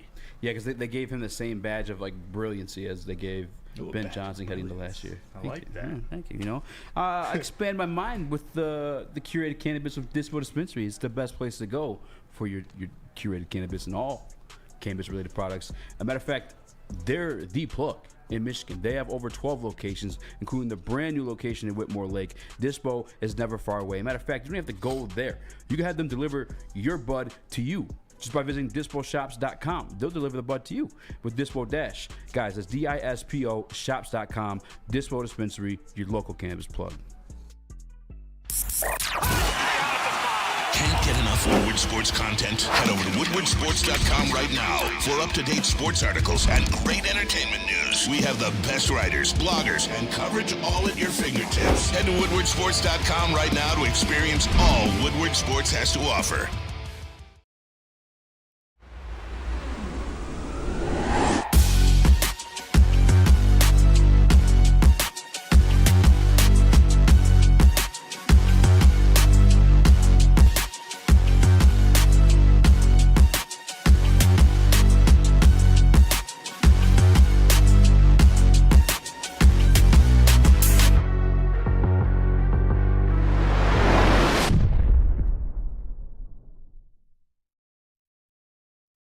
Gabby is a college student struggling to study for her big exam. Then she discovered Syntron, a healthy way for her to stay awake and focus. Jennifer frequently has chaotic days like this until she gets online, orders some Syntron, and finds her groove. April visited her local grocery store, purchased a case of Syntron, and entered to win the Syntron 100K Vegas giveaway. Pick up your case of Syntron today at any Meijer location or visit drinksyntron.com/Vegas and enter for the 100K Vegas giveaway.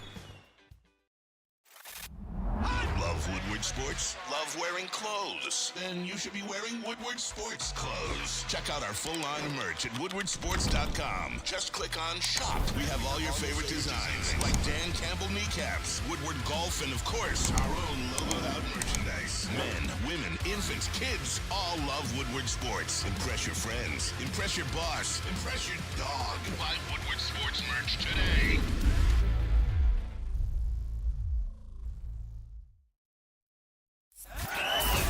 We are the network for Detroit by Detroiters. Welcome to the Woodward Sports Network. Both.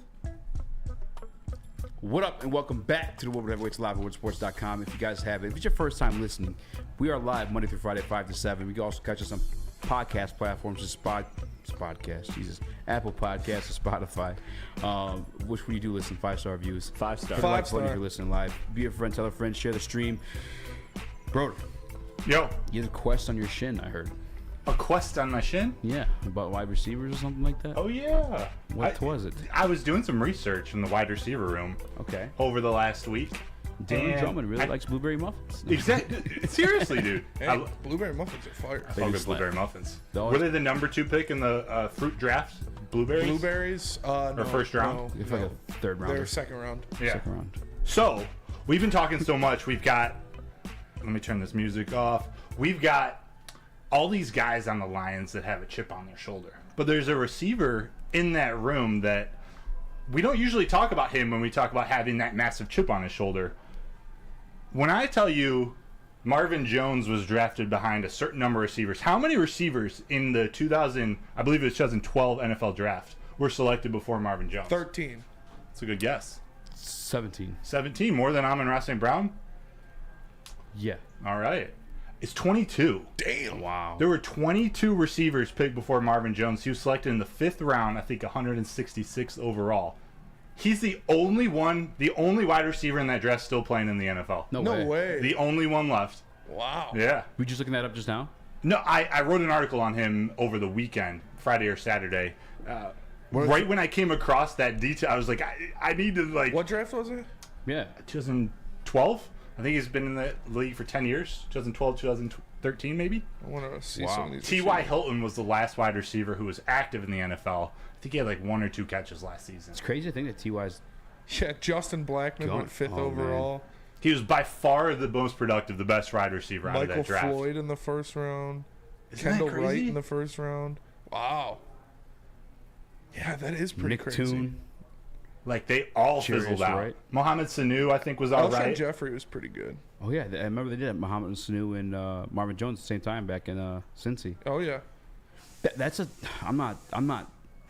This is a bad comp. It's not a comp. Please don't take it as that. But, like, remember when Andy Dalton was going to playoffs and he had the nickname, the Red Rifle? Yeah.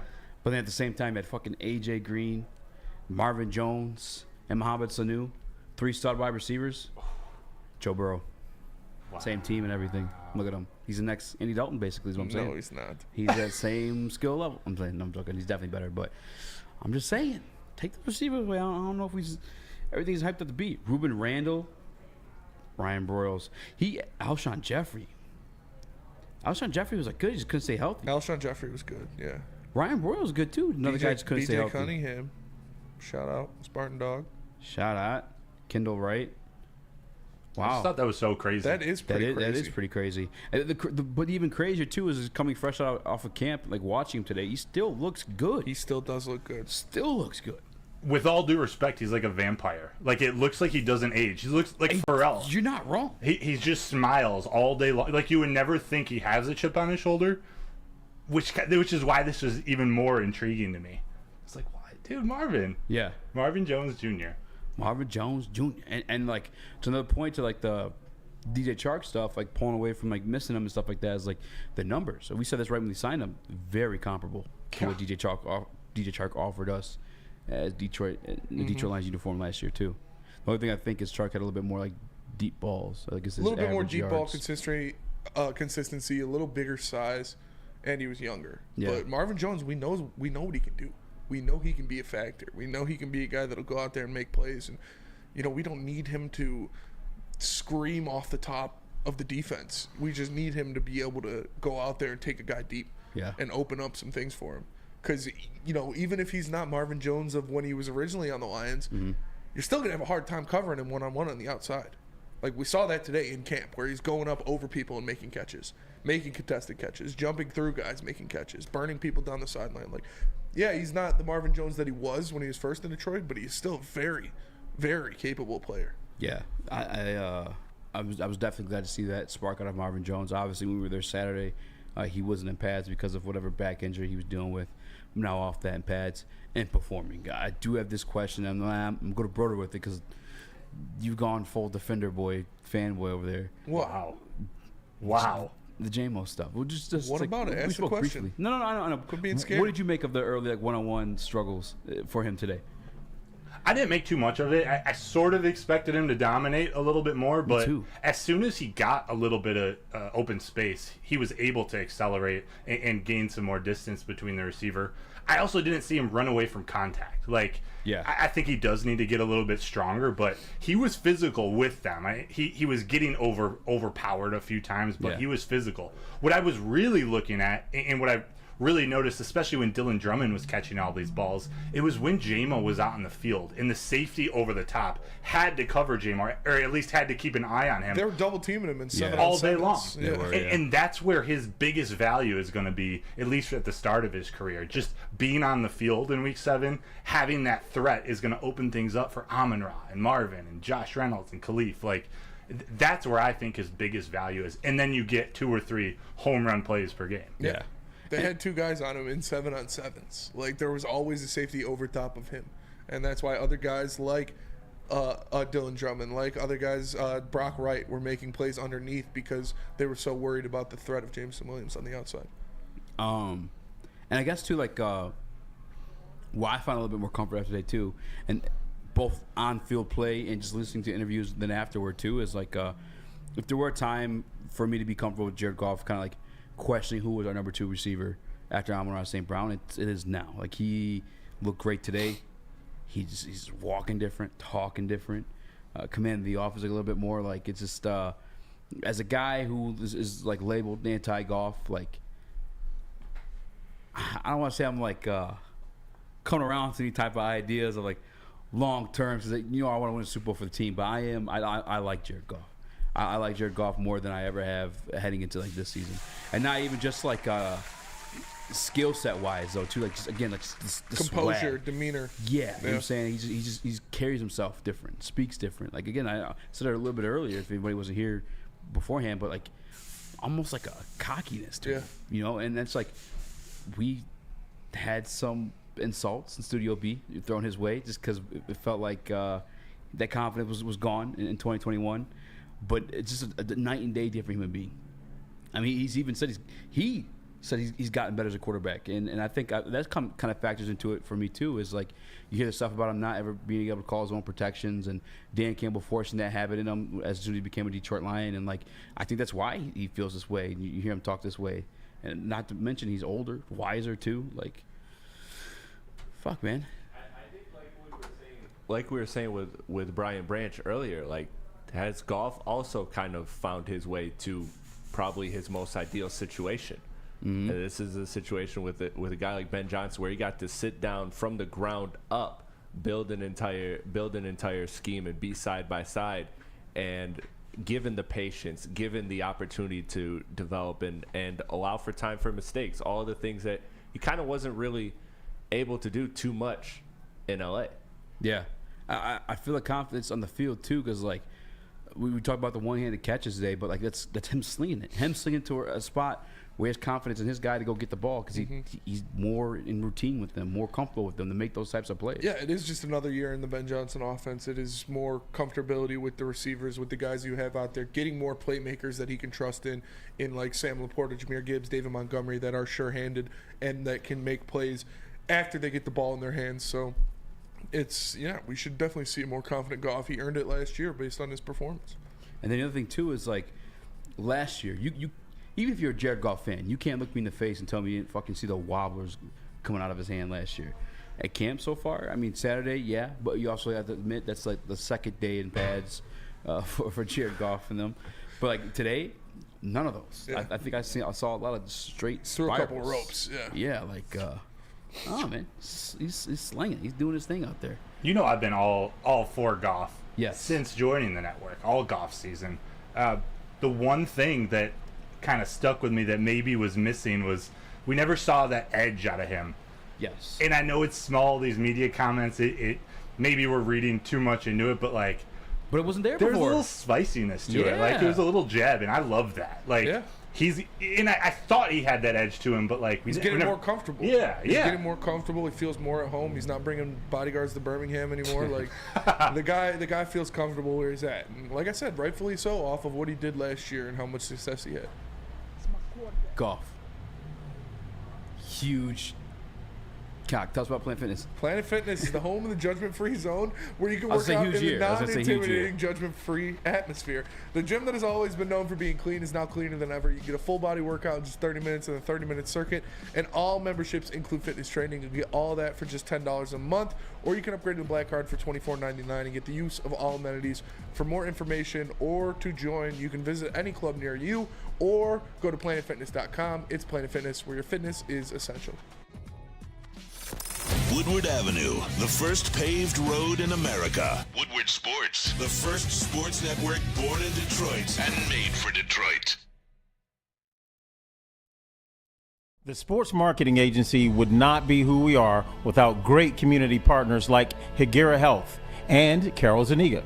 It's an awesome opportunity to partner with your organization. Higuera Health is a comprehensive behavioral health organization. We serve children through older adults with mental health, substance use, and developmental disabilities across Western Wayne counties, and really excited to now be in downriver communities as well. Give us a call at 734-458-4601. We don't like to brag that we are the toughest sports network in Detroit, but we do have a guy named Darren McCarty on our side. Woodward Sports.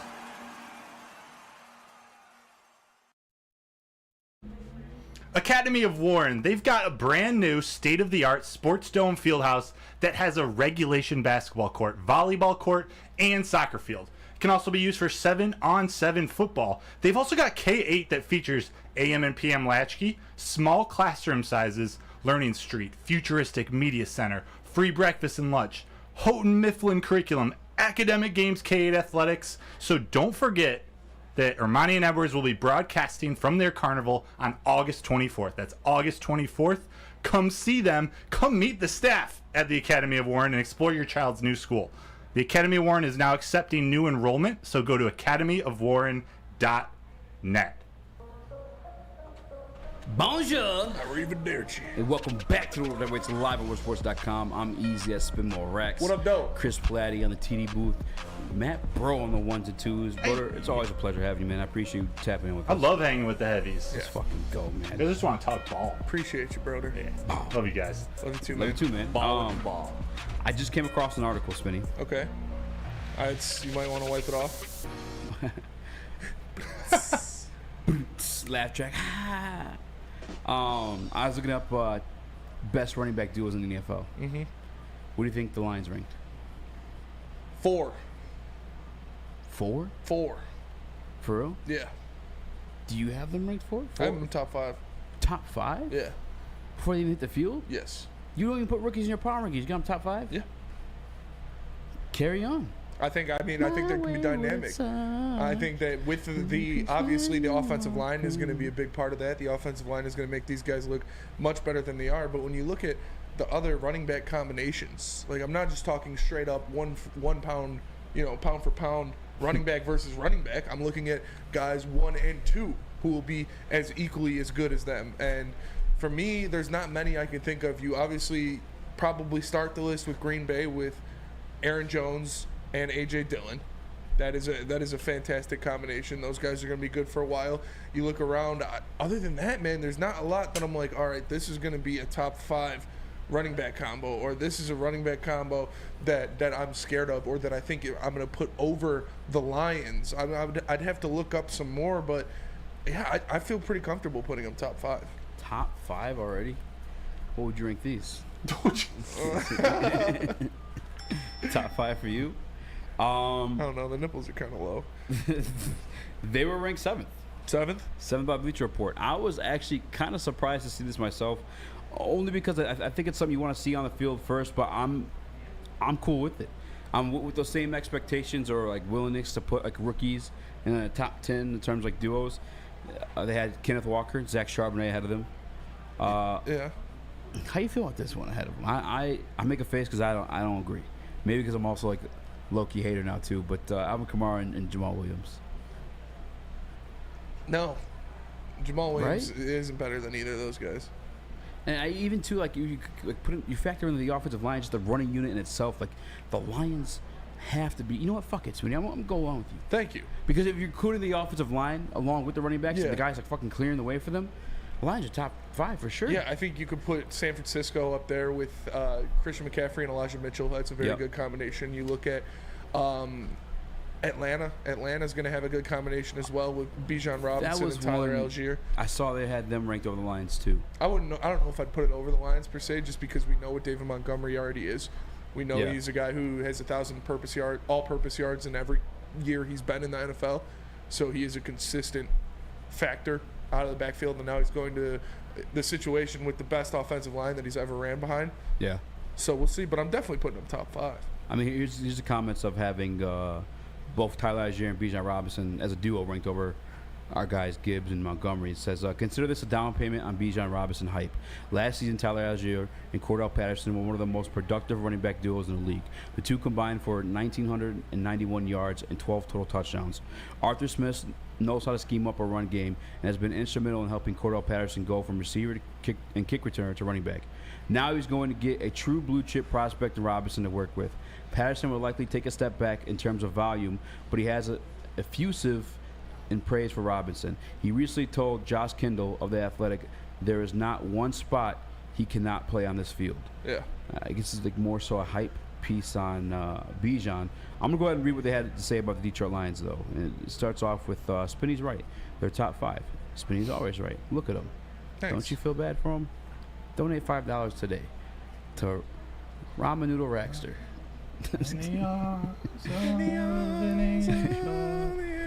In all seriousness, though, they say the Lions running back duo Jamal Williams and DeAndre Swift combined for 2,070 total yards. Shut the fuck up.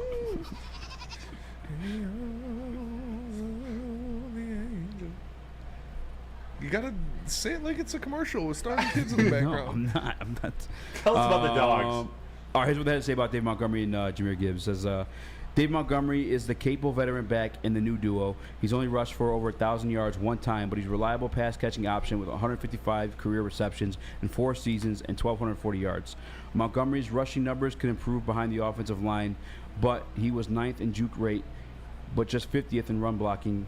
Wow, bro, I'm telling you, Dave Montgomery about to eat, bro. Essentially, Montgomery is forcing defenders to miss, but the blocking in front of him was uninspiring, which we knew. Yes. Yeah. They had a shit offensive line. The wild card in this pairing is Gibbs. It was shocking to see the Lions take Gibbs' 12th overall pick, but it speaks to the talent the Lions saw in his film from Georgia Tech and Alabama. Montgomery provides a solid floor, but Gibbs is a ceiling. He was a talented receiver as well as a runner in college, and the teams made it a point of emphasis to move him all over the place, per Colton Pouncey of The Athletic. If Gibbs is anywhere near as good as advertised, and Montgomery is used to free up the rookie's role while keeping him fresh, then the pairing could be even better than Williams and Swift were last season, which I think we all believe in. Yeah. I think we're all 100%. We're all in hands with that one. I was gonna say something though about that. I don't remember what the fuck it was though, so I apologize.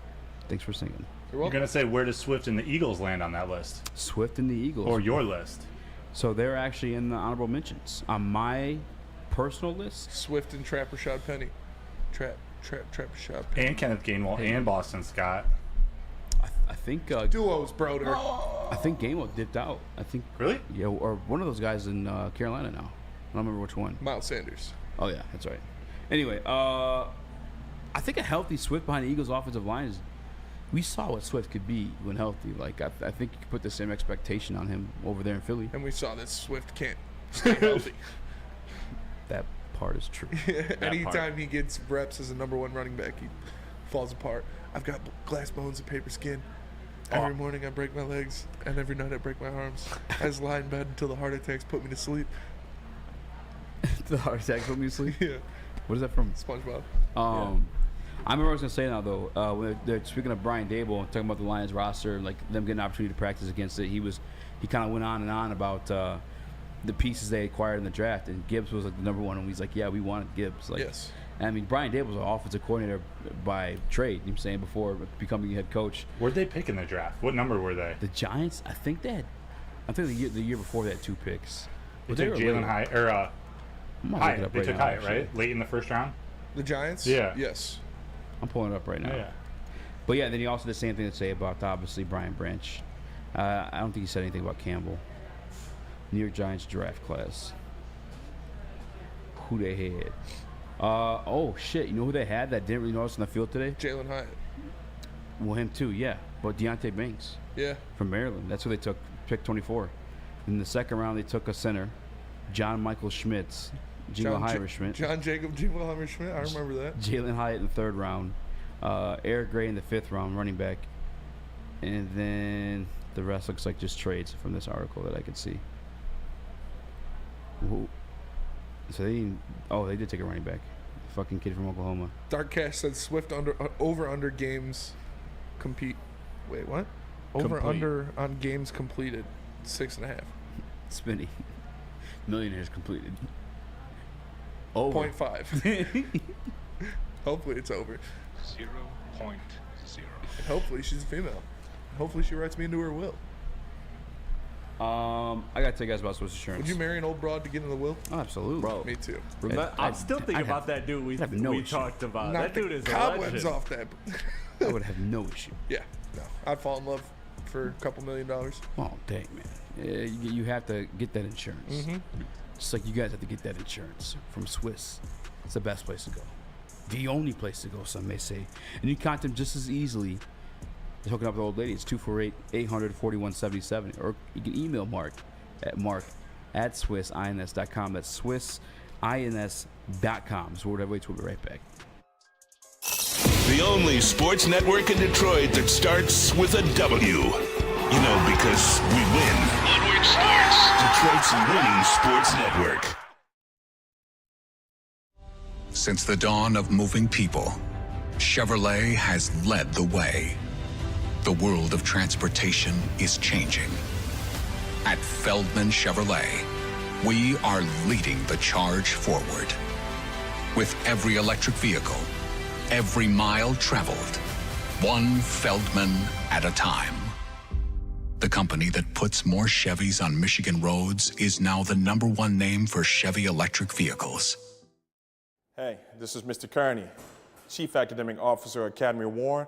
I want to welcome you to the brand new field house. The state-of-the-art facility has a regulation basketball court, volleyball court, soccer field. It can be used for 7-on-7 football. Our K-8 academic features AM, PM latchkey, small classroom sizes, learning street, futuristic media center, free breakfast and lunch, Holton Mifflin curriculum, academic games, K-8 athletics, and more. Enroll today at academywarren.net. You have an opinion? Make sure it's seen and heard. Tweet us, hop on the YouTube chat, slide in the DMS at Woodward Sports on all social media. Your childhood may be over, but playtime is not. Outdoor Equipment Company is your source for outdoor power equipment, sales, service, and parts. Carrying top brands such as Bad Boy, LS Tractor, Steel, and more. Servicing the Great Lakes region with locations in Metro Detroit and Greater Lansing. For more information, visit us at OutdoorEquipCo.com. Outdoor Equipment Company, your power equipment playground. What up, though? Welcome back to Woodward Live on WoodsportsCom. I'm your boy Eazy, joined by my guy Spin More Racks, Young Chris, Matt Bro, 21. Make sure you guys follow him. He's on the beat for the Detroit Lions. Shout out! Erd Day. Had a fire tweet today talking about CJ bringing that heat. Can't believe he said that. I did delete it. To fucking. You had to delete it? Why? They made you delete. We're not gonna talk about it on there. Yeah, it's not something we talk about on there. But something we can talk about on there is the pair of socks that I'm not wearing. That you're wearing. At least you're wearing the Crocs, You're Vic. crusty. At least you got the Crocs back on. What? That's what you got hype about? What? Yeah, that's what I got hype about. Why? Why? Bro, I'm happy. Or why? Izzy's gonna knock him out, bro. Yeah. Sean Strickland's a bum. I had a dream that all the color folks. I had a dream that we all woke up with these chairs. We started going after people. Wait, what? Oh, is it? Have you seen all those memes? No. Oh, dude, they're fucking Oh, great. oh, There was yeah. one that was like a Harriet Tubman, like,